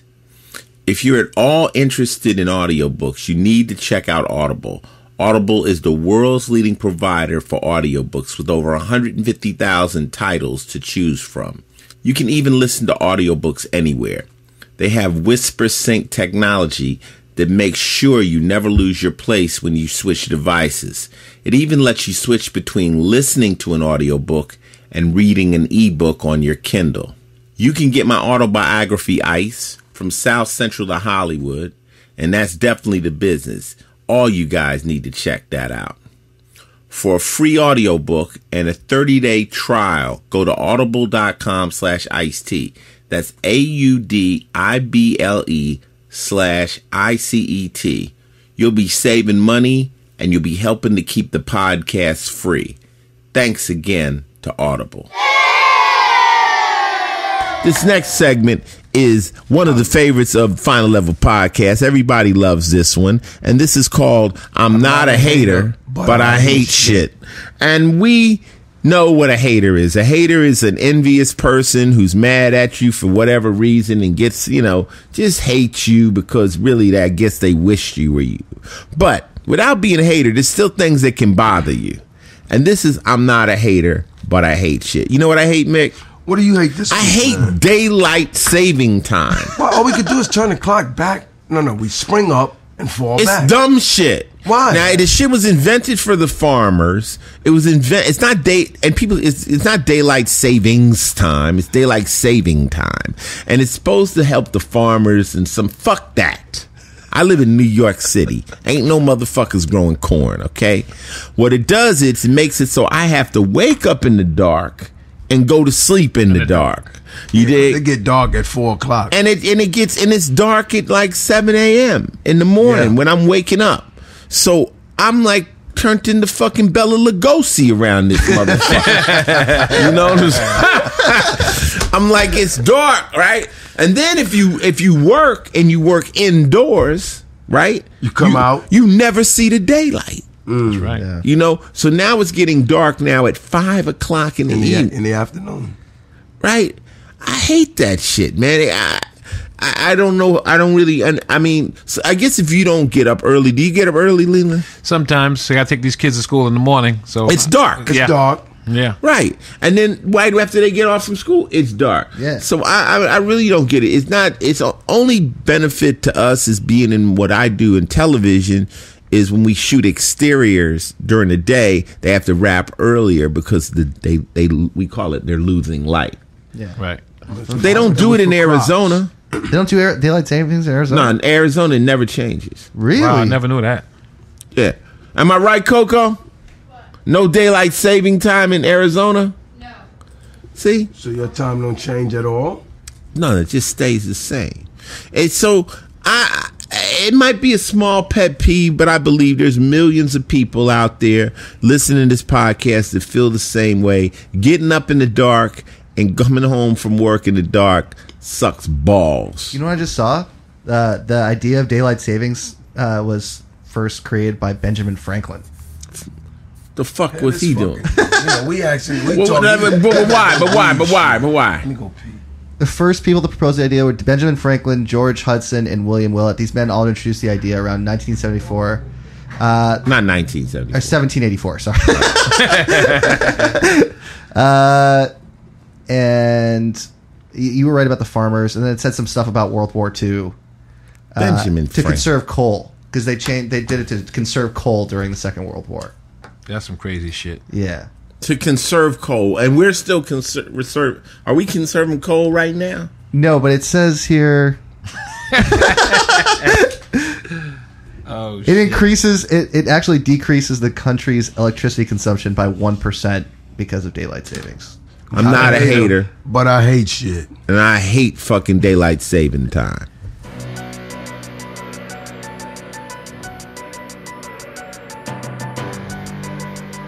Hey, this is Final Level Podcast number 22 with Leland Robinson in the building. We got Alex from Paragon who makes this all happen, and Mick Benzo. And this segment is called Philosophy. Now, Philosophy segment is brought to you by my Twitter page, which is at Final Level, where I do this thing called the Daily Game.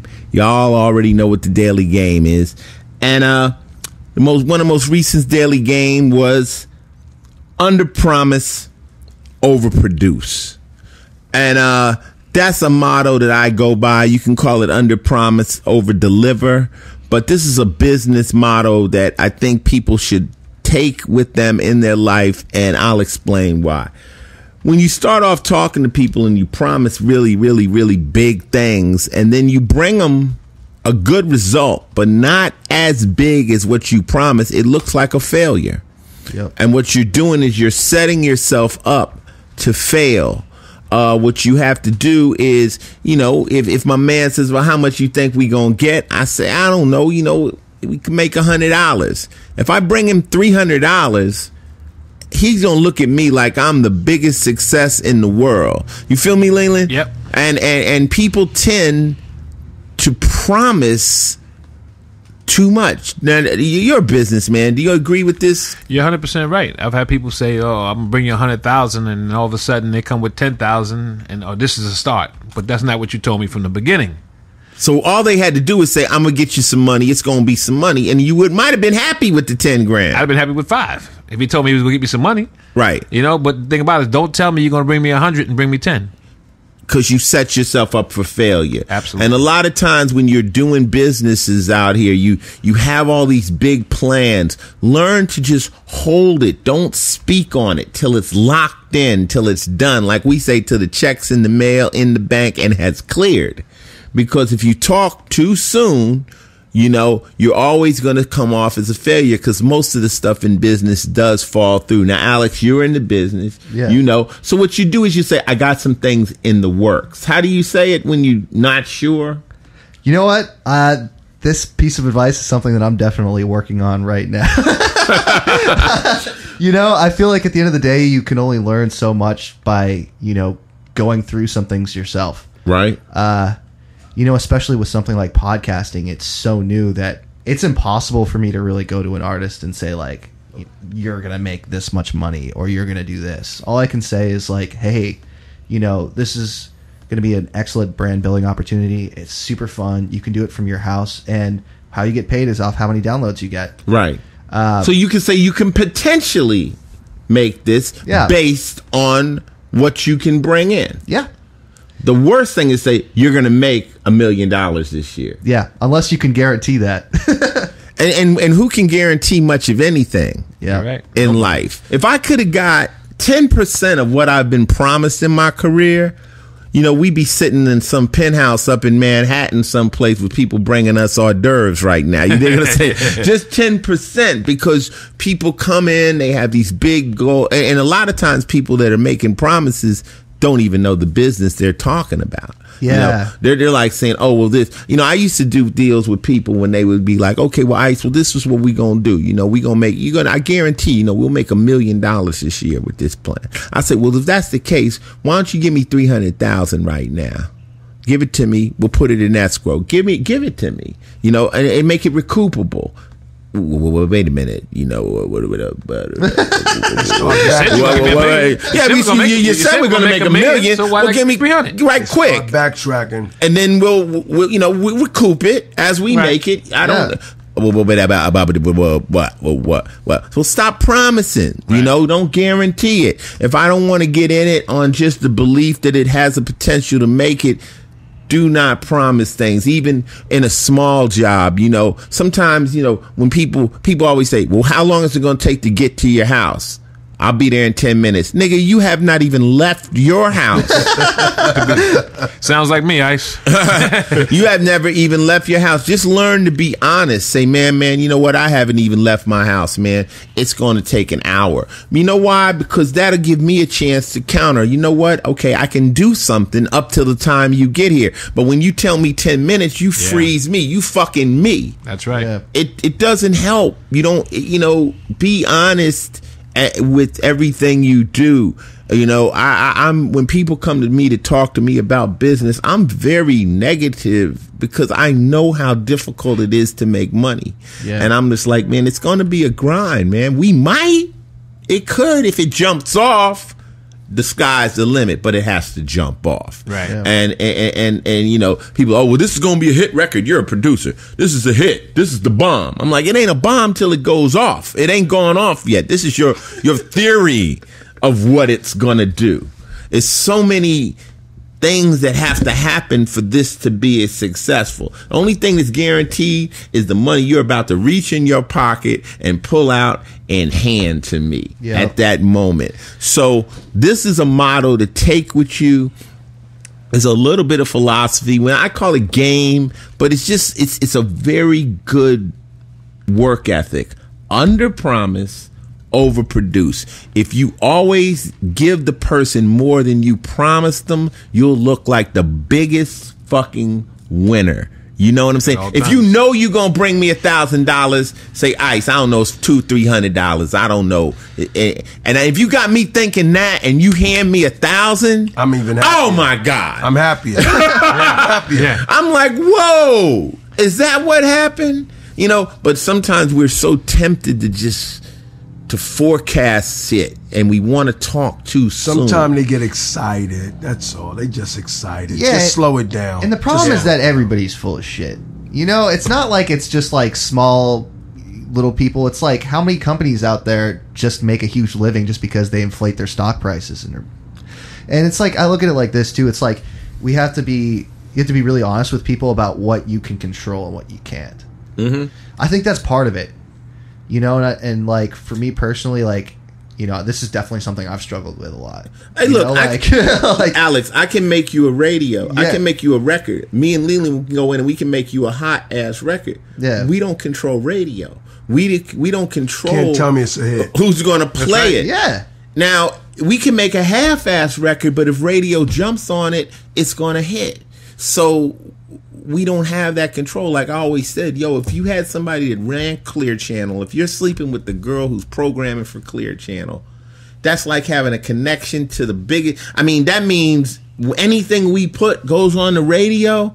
Oh man, we're through with money. Yeah, we're done. Exactly. But that connection doesn't exist. Not that Jay-Z might have that connection. I don't know who got that connection, but we don't have that. But I look at it like, you know, I might not be able to make a podcast like, you know, be the biggest shit in the world necessarily. But I can be that guy that anytime you or Mick needs something, I'm there. But your intentions are to be the biggest guy. Yeah, but my intentions are to be the best. You didn't promise us that. You haven't promised us anything that we're looking forward to. That's why we're still in business with you. You told us your podcast revenue will be based on how many people you can get to listen to. And those are truthful words. And I told you I bust my ass and I go above and beyond on it. And at the end of the day, that's all you can do. But that's why you're sitting at this table. Yeah, the people that have overpromised ain't sitting at this table. Other than that, your ass wouldn't be here, Alex. But at the same time, too, I also wanted to make a little caveat that just, you know, even when you are successful and you know, people look at you like you're successful, like, I'm sure people look at everybody at this table like, oh, y'all, like, you've made it everywhere you go, even if you don't necessarily feel it all the time. Like, do you, like Ice, do you feel like a rock star everywhere?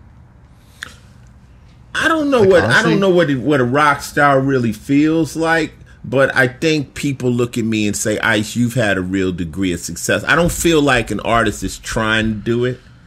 I think people know, well, Ice, you got the gold records, you've done it, you kind of did what people wanted to do in hip hop. So I feel like a success as far as that goes. Whether I got a hit emotionally record, though. Yeah, emotionally, yeah. Okay. I feel like you accomplished what you set out to do. And I'm not living in no big mansion or nothing, but I achieved the accolades that I went after.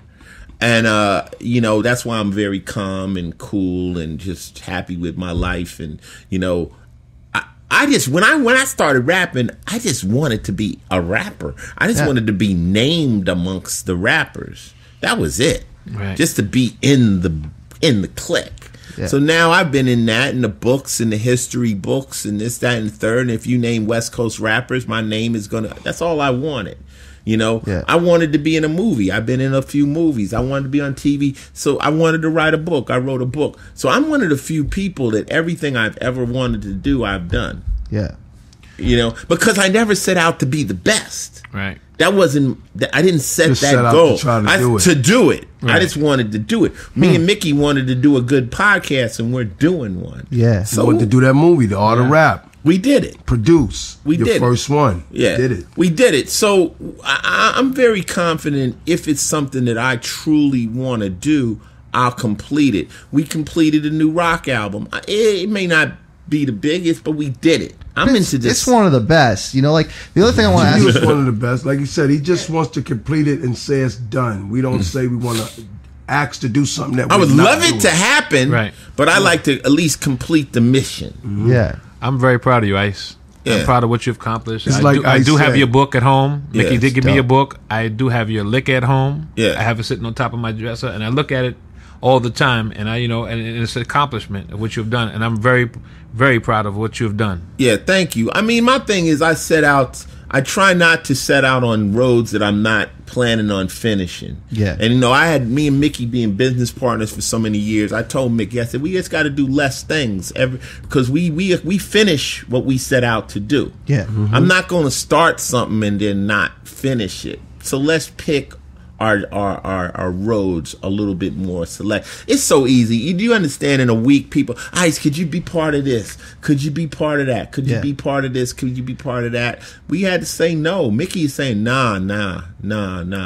Because we have things we're trying to do and we have to focus on them to get those complete. And it's still a gang of shit. Yeah. It's still a gang of shit. But I can't promise you that I'm going to be, connected to your dream. It's just that's your dream. Yeah, for sure. That's your dream. So, philosophy, under promise, an attempt to overproduce, and you'll always be looked at as a success. But if you overpromise and even win, but don't match that promise, you'll continue to be looked at as a failure. And that was philosophy. Hey, who's this? What you want to talk about? Hey, my name's Christine. I'm from Boston. I'm a huge fan of the podcast. I love listening to all you guys talk about stuff. I'm also a huge SVU fan. And I was calling to see if you have a favorite episode of SVU. That's kind of hard because, we're 350 episodes in. Yeah, I know. I actually had fun working with. I liked when Ludacris came on, because he's one of my favorite rappers and a friend. It was fun to kind of, work with him, as a friend. I think I remember back when Carol Burnett came on the show. I think it's when I have people show up that I'm a fan of. You know what I'm saying? When Goldberg came on the show, I was a big fan of Goldberg. But I think that the beauty of SVU is the guest stars. Every time the guest stars come on, we just had Chad Coleman. I'm a big fan of Walking Dead, and he was on. Yeah, I'm excited for that. Yeah, you know what I'm saying? We had Megan Good. I mean, she was on the show. I'm a fan of hers. Gorgeous. She came on the show. So I think that's the gift of being on a show like Law & Order. The guest stars are always, incredible. As far as an episode, no, I can't pick an episode. That's fair. It's hard for me to pick my favorite episode as a fan. Yeah. Well, thank you for being a fan of the show and the podcast. Tell your friends to listen to the podcast. We get raunchy at times, but you do get a little behind the scenes of SVU on here. Thank you. Take care. This is Tony from Harlem. Okay, what's cracking up in Harlem, man? What's going on? You on the podcast? What's happening? Ain't nothing going on but gentrification up here, man. But I ain't calling about that, Ice. Okay. I love you, Ice, but I got to get into you right now, man. Okay. You got Leland Robinson on your podcast, right? Yes, sir. He's right here. I don't want to talk to him. Uh-oh. I want to say this. Now, you, Mickey, you're a street guy. Yeah, I'm a street guy. You know how many former rappers and old school rappers are working in Walmarts and Home Depots because of the Robinson family? Nah. How can you blame it on the Robinson family? For them giving out bad deals. They are the original Jimmy Iovine's, Cash Money Records, and P. Diddy's giving out bad record deals. Okay, why don't we let... Well, why don't we, since we got Leland here, I mean, we street cats, right? You a street cat, you gotta let the man speak. I wouldn't call my... Hey, Ice, you know me well. But you know my family well. Okay? But let me tell you this. I wouldn't necessarily call myself a street cat, but my family's from the streets. Okay. Okay? And Mickey knows me too. Who are you? Mickey used to know one of my artists, but that's neither here nor there. My point is, the Robinson family used to give out bad record deals. Who are you? My name is Tony from Harlem, Ice. Okay, Tony. Okay, Tony from Harlem. But you can't be like, us. And right, you say you know Tony from Harlem. I know 2,500 Tonys in Harlem. Yeah, and Leland's here, so why don't you direct the question to Leland? I'm just directed to you and Mick, because that's your podcast, and you got... I'm trying to understand why you got the descendants of somebody who used to rape these artists on your podcast. That's the original question, That's all I wanted to know. Let me ask you a question. Let me ask you a question. Let me ask you a question. This is Leland. He wanted to talk. Let me ask you a question. Do you know it to be the truth, or do you know it to be hearsay? You really want to go there, Mr. Robinson? Yeah, I really want to go there because what you're telling me is we the originals that ripping people off. So I'm asking you. My question to you is.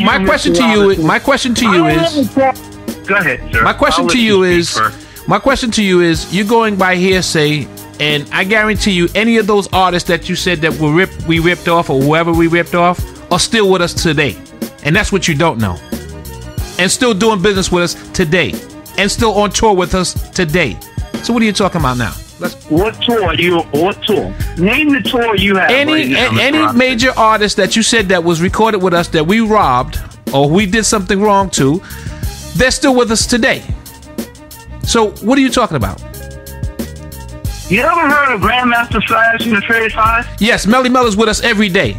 And as a matter of fact, he's in Tennessee right now with us, with the rest of the group going on tour right now. So what are you saying? And he was the Melly Mel was the main writer for all the records. So what I'm saying to you is, tell me something new. Tell me something that's not the truth. He don't have no choice to be with you right now. He has no more options. So stop. Don't bullshit him, Mr. Robinson. Listen, everybody has choices in life. It's how you make them. You right now. Now, if you really want me to open the can of worms, I will. I was trying to be respectful to your dead mother. No, you wasn't being respectful because you wasn't being respectful because you called up here and you said something to Mickey and you said I don't want to talk to Leland. I was directing the question to Mickey and Mr. Morrow because it's their podcast. I'm just saying, why on earth do they got Leland Robinson on this podcast? He adds nothing to it. Okay, all right, this is Mick talking. All right, this is Mick talking. Let me tell you what it adds to the Ice-T Mick Benzo Final Level Podcast. It adds validity that Sugar Hill Records, the label itself, sir, created something that we were trying to do from the Boogie Down Bronx. We were doing mixtapes. They were called cassettes. His mom didn't do dub plates. She did records and got them on radio stations all over the nation. Not to say more is when you get into this business, none of us knew anything about the music industry. We were very excited to get a signed deal, whether it was $50,000, whether it was $100,000. It was money to us. One thing, as Melly Mel said, and rest in peace at Miss Rob's funeral, there would be no Melly Mel if there wasn't a Sylvia Robinson. I'll just be a regular guy on the block called Melvin Glover. I disagree with that. But I'll let you continue, Nick. All right, I don't even know who you are. I got to go to the next caller. I don't know. You know, disagree with that. At the end of the only thing the Robinsons did was exploit the kids from the Bronx. That's all they did. Let me tell you something. Can I? This is Ice, and I'll tell you something. Most artists come out and they get record. Yes. Hey, not to cut you off, and I'll tell you how close I am to this rap thing. And I don't want to name my uncle's name, okay? But I remember when you came to Forest Projects, and you were from LA. You came with what's the girl that was on your album cover? With your former wife. Okay, I came there. We came to see Lord Finesse. Go ahead. Right. We know the area. We know the area. I remember. That's how far back I go with this thing, man. And my uncle, I remember the Robinsons gave my family 190 Benz. Remember 190Es? White one? You remember that? You might be too young for that, Mr. Robinson. You remember when your family gave us the 190E Benzes? Gave us who? Who's your family? They gave it to Mel, they gave it to Creole, they gave it to Rod, they gave it to Cowboy and Grandmaster Flash. They didn't trying to figure out. Okay, listen, Tony. All right, you on my podcast. Let me just break it down. This is what happens. When artists get in this business and it doesn't go the way they want and they fuck off their money and they do dumb shit and they get high and they do a lot of other unnecessary shit, Who do they blame it on? They blame it on the label. They say the label fucked us. They can't accept the fact that they made mistakes in their career. I've had it happen to me. I've had artists that I signed to Warner Brothers and got them big record deals and all of that. And at the end of the day, they say it was the label who fucked them. They can't man up and say we took the money and we squandered it, or we didn't handle our business the way we should have. I got the same record deal as everybody got on Sugar Hill Gang. I got the same way Warner Brothers fucked. Everybody gets fucked when you start in this business. The question is, are you smart enough to keep the money, or do you get mistaken and think you're a rock star and fuck the money off and then turn around and blame it on the label? So we're gonna say that a lot of this shit you're hearing about Sugar Hill Records is the artists not being honest with themselves and going out fucking their own money off, and we gonna leave it at that. Leland's my friend, and that's why he's on the podcast. Peace. Love you, Ice. Peace. And that's the truth. You don't have to accept the deal that's being offered to you. That's the truth. There we go, listeners. We want you to understand. I'm glad this came up. We want you. You do not have to accept any deal that's being offered to you until you have it checked. And when you actually start making records, you're lucky if you get $1 a record. You're lucky if you get 50 cents a record. This is just the record business. But when an artist fails, I had an artist in my camp that we got him a record deal, and everything went good and stuff, and then his record didn't sell. He blamed it on me. He said, "Well, how can I be in a label where only one person is making the money?" I didn't get any money off of his record. I didn't produce his record. I didn't rap on his record. But he couldn't blame himself. Right. So he blamed it on the label. Yeah. And this is what it is. But like Leland says, all these people still working with me. Why are they still working with me if I'm so terrible? Next caller. Final Level Podcast. Who's this? Who is this? Hey, this is Dominic in Los Angeles. Hey, Dom, what's cracking? What you want to talk about? I just wanted to tell you guys, I was out a couple weeks ago in Mid-City going to see this band, and I'm at the venue. I see a flyer up on the wall that says Body Count. Going to be playing at the venue. So I'm like, oh shit, that's fantastic. I saw you guys a couple years back in Greenpoint. It was an amazing show. So I'm like, I went to the show. Fuck, it was last night. So I just want to know if you guys are coming back to LA anytime soon, or if I just fucked up, missed my shot for a while. Now, we're going to come back. Body Count is real strong right now. After the podcast, I'm actually going to do a video with a group called Upon a Burning Body, which I'm featured on. And then tomorrow, we're doing the video for Institutionalized from the new Manslaughter album. So we're gone. We actually booked a tour for Europe for the next summer. So Body Count is back, and we up, and we're not planning on going away. So we'll be back in LA. It's just that working my schedule on the TV show, we're trying to keep I call it all the balls in the air. I'm juggling, you feel me? But I'm glad you wanted to come see the show, and the show was incredible. We were out there with, a group called Trash Talk, Nomads. We had a good show. It was sold out, but we will be back in LA, hopefully sooner versus later. Yeah, I believe it, man. Last time I saw you guys was with No Redeeming Social Value at Club Europa in Greenpoint, maybe like 4 or 5 years ago. Cool. And that was amazing. All right, well, definitely looking forward to seeing you guys again. Stay tuned. Go to YouTube and check out Talk Shit Get Shot. That's our new video. We had almost 1 million views right now, so that's the business. All right, check it out. Thank you very much. Hey, this is Final Level Podcast 22. We got Leland Robinson in the house, Mick Benzo, and Alex, the man behind the podcast. Who's on the line? Hey, what's up, Ice-T? This is Chris. Chris, where you at? I'm calling from Arkansas. Arkansas. Talk to me, baby. What's going on with you? What do you want to talk about? All right, I just wanted to call up and let you know that I've been following your career for a while. Back in '93, I'm sure you know the scene that was going on then out in LA and even all over the U.S. Back in '93, I started in law enforcement, and I just wanted to give you a shout out, because you come out with the song Cop Killer. You stuck by your guns and, you know, speaking up for yourself.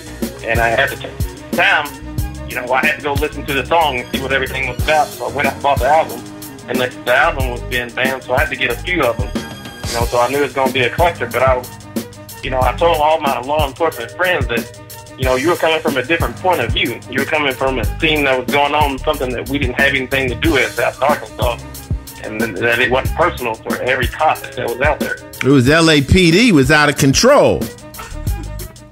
Yeah. And a lot of people around the U.S., I don't think they actually understood the scene that was going on out there. Because I had some relatives that live out there. But some of them took it personally, and I stuck up for you, and I'm like, he's not talking to you. If you're a good guy, you know, you don't have any problem. Just like, you know, if you're a criminal and we're checking somebody out, you ain't done nothing, you don't have a problem. Absolutely. That's not meant for them. No, the record was about police brutality. That's what the record was about. And it was about a guy that I invented, not me, but a character who lost it and went on a binge after brutal cops. And, you know, are you still a police officer? Yeah, I'm still a police officer. Yeah, well, God bless you. You know, the thing of it is that, you know, you got to look at it from both sides of the fence, okay? I spent a lot of my time when I was in the streets breaking the law, all right? How can I be mad at a cop? I mean, I'm breaking the law. You dig what I'm saying? So you can't be mad. And I tell people every day, I say cops are human beings. They're human beings. And some of them have the greatest intentions in the world, man. Just to try to make the world safe. Then some of them, they have their own agendas. Right or wrong? Yeah, that's right. That's right or wrong. I used to tell everybody, if you ain't doing nothing bad out here, you're not mistreating anybody, you're not getting crooked, you know, your job for crooked, you don't have anything to worry about. He's not talking to you. Yeah. But a couple of other songs after I'm listening to the album, you know, like KKK Bitch and Evil Dick, I was listening to that stuff, and I'm like, man, that's what the album got banned. It's not even that other song. So, Mama's got a strong album. I'm a guitar player and I'm a rock and roll guy, so you know that was right down my alley. A lot of metal, and the new album, it's slamming. Thank you. You listen to Mom down in the middle of Pop Bubble. Yeah, yeah. And Mama's Gotta Die tonight. I killed my own mother because she was a racist. You know. Yeah. So, hey, you know what? But I respect you to the fullest. You know, I tell people, I say, you know, there was a part of my life, like I said, when I was breaking the law. Of course, I wasn't fond of the cops, but now I've come across good cops, bad. You guys are human beings, and you just never know. It's the luck of the draw. You know, any cop out there that says every cop is an angel, he knows he's lying. He knows there's bad cops and good cops. So thank you for calling in, and I'm glad you like the new Manslaughter album. You know, rock on, homie. Arkansas. Right, keep up the good work. I appreciate that love. You take care, officer. Peace. Let's do one more because I got to go. All y'all know I'm out here right now. I'm about to go do a video, and we're going to get out of there. So this will be the last call today.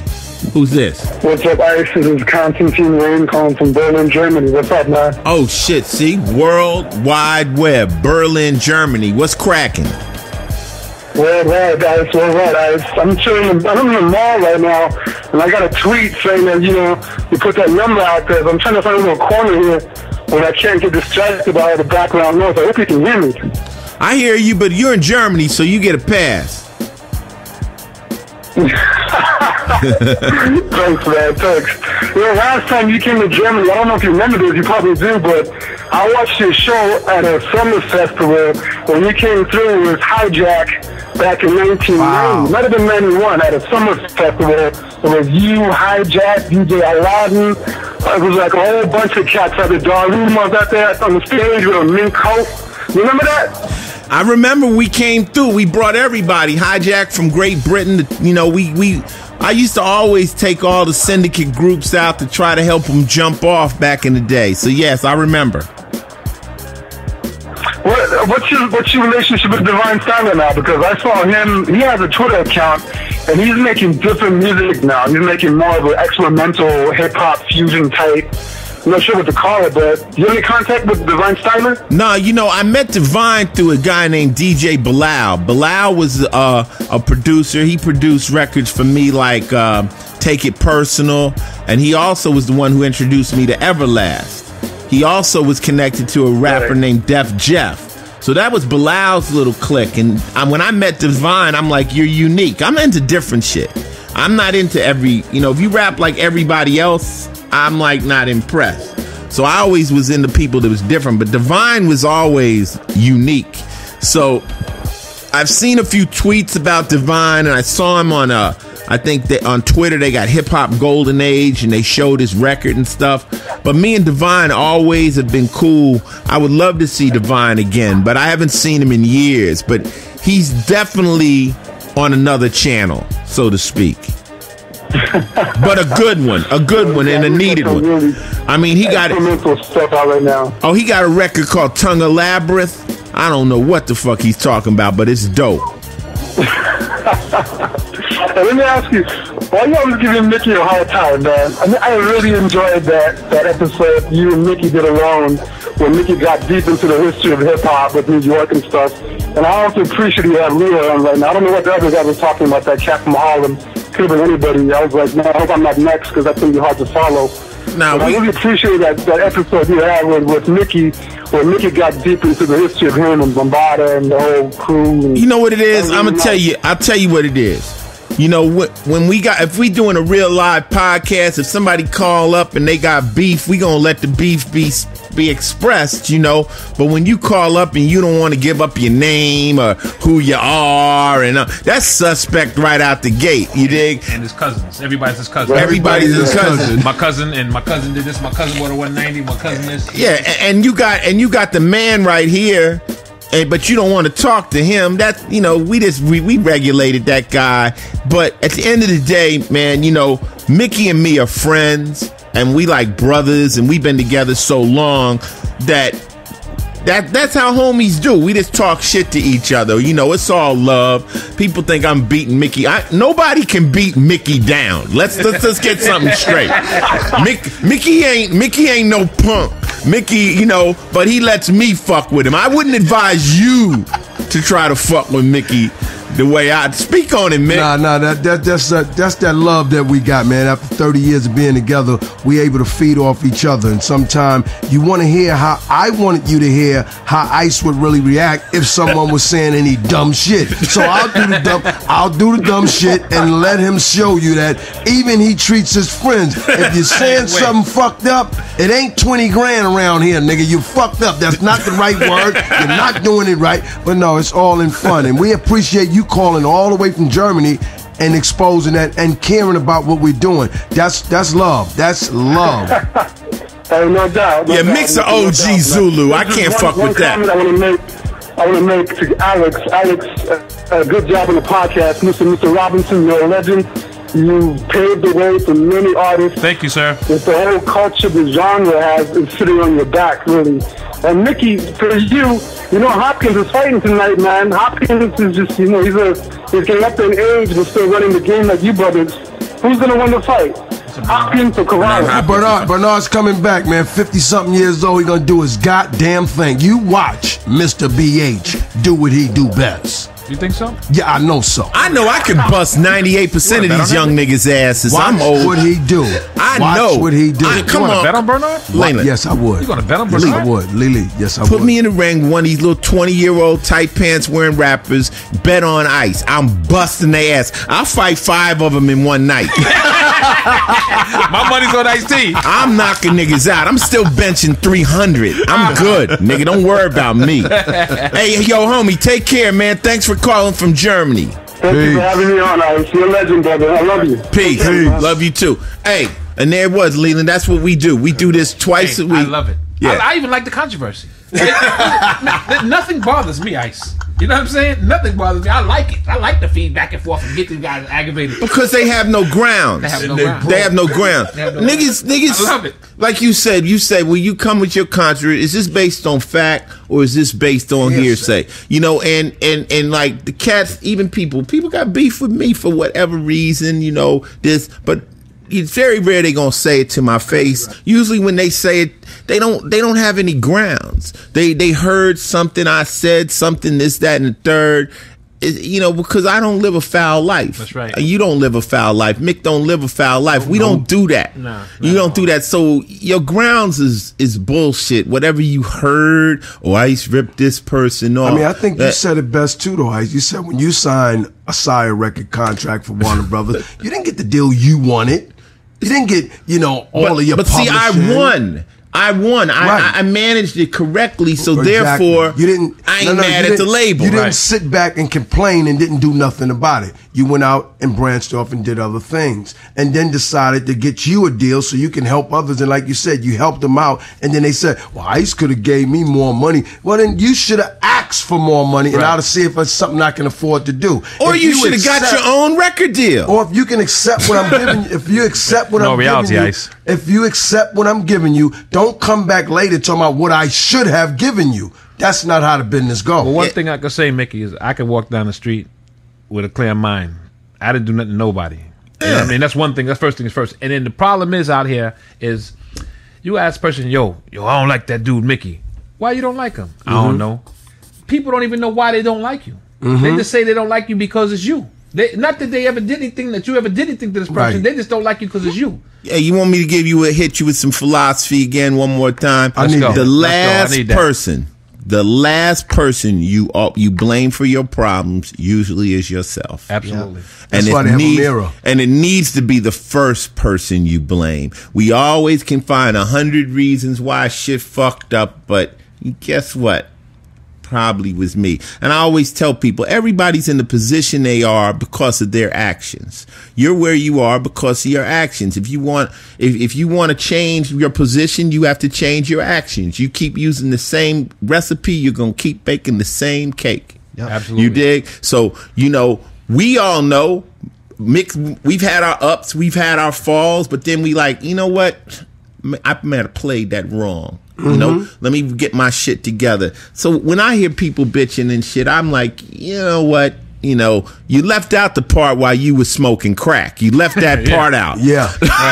Yep. You left that part out. That's the problem. Right. So, or even just the fact that, like, if you're running a label, people are bound to dislike you. Like, people just don't understand what it's like to run a label or be in those shoes. I have no idea, but I just know from running a business on my end. The losers always have a problem with the team.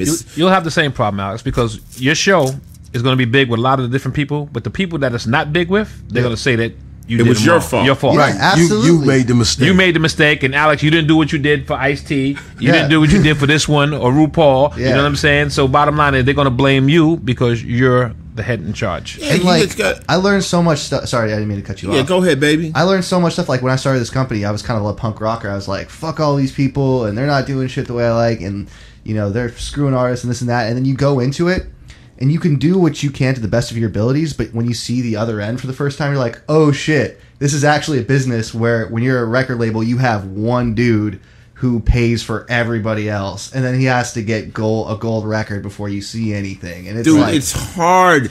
Business is hard. Like I was just saying, my wife, she has a clothing line business. She got it on the internet. She's been doing it. She's working. She's busting her ass. She looks at her numbers. She broke even. All the money she made, she reinvested back into her website and stuff like that. She said, I ain't make no money. I said, well, look at it this way. You don't have to pay any taxes, but you're building a brand and this is the business. And it's hard when you have overhead and all these things. So it's easy to blame it on the label. It's all that, if you start winning, you just don't blame as many people because you're just winning. You're winning. You're praising people. But thanks for being on the show. Glad to be here, Ice. You know what I'm saying? And at the end of the day, sometimes you gotta open that can of worms because that's people might be thinking that, but this is what it is. Exactly. So we will never sabotage a motherfucker on the show. But Leland, I mean, you stood your ground and fuck 'em. You dig what I'm saying? That's what I say. Sugar Hill was the reason I started rapping because when I saw that record label, I said, man, this is some new shit I want to learn how to do. Mick Benzo, it's always wonderful having you here, Mickey. Hey, man, I can't do it without you, though, Ice. And Alex, thank you for making this happen for real, B. Dude, and thank. I'm so tired from this anniversary though, man. That's why my voice is a little, shaky. And in closing, we always say to everybody, if you are a fan of the Final Level Podcast, turn somebody else on to the podcast world. This is the future. And most of you guys have never listened to a podcast till you start to listen to us. So the only thing we like you to do is turn them on to podcasts. Podcasts are hip. Music is sucking right now on the radio. They're only playing 20 records over and over again. You might get a little information that might change your life or at least entertain you and give you a good laugh. We love y'all. Peace. And as Ice-T always says, I'm out of here like I stole something. See you. That's how I'm living. That's how I'm living. That's how I'm living. That's how I'm living. That's how I'm living. That's how I'm living. That's how I'm living. That's how I'm living. That's how I'm living. That's how I'm living. That's how I'm living.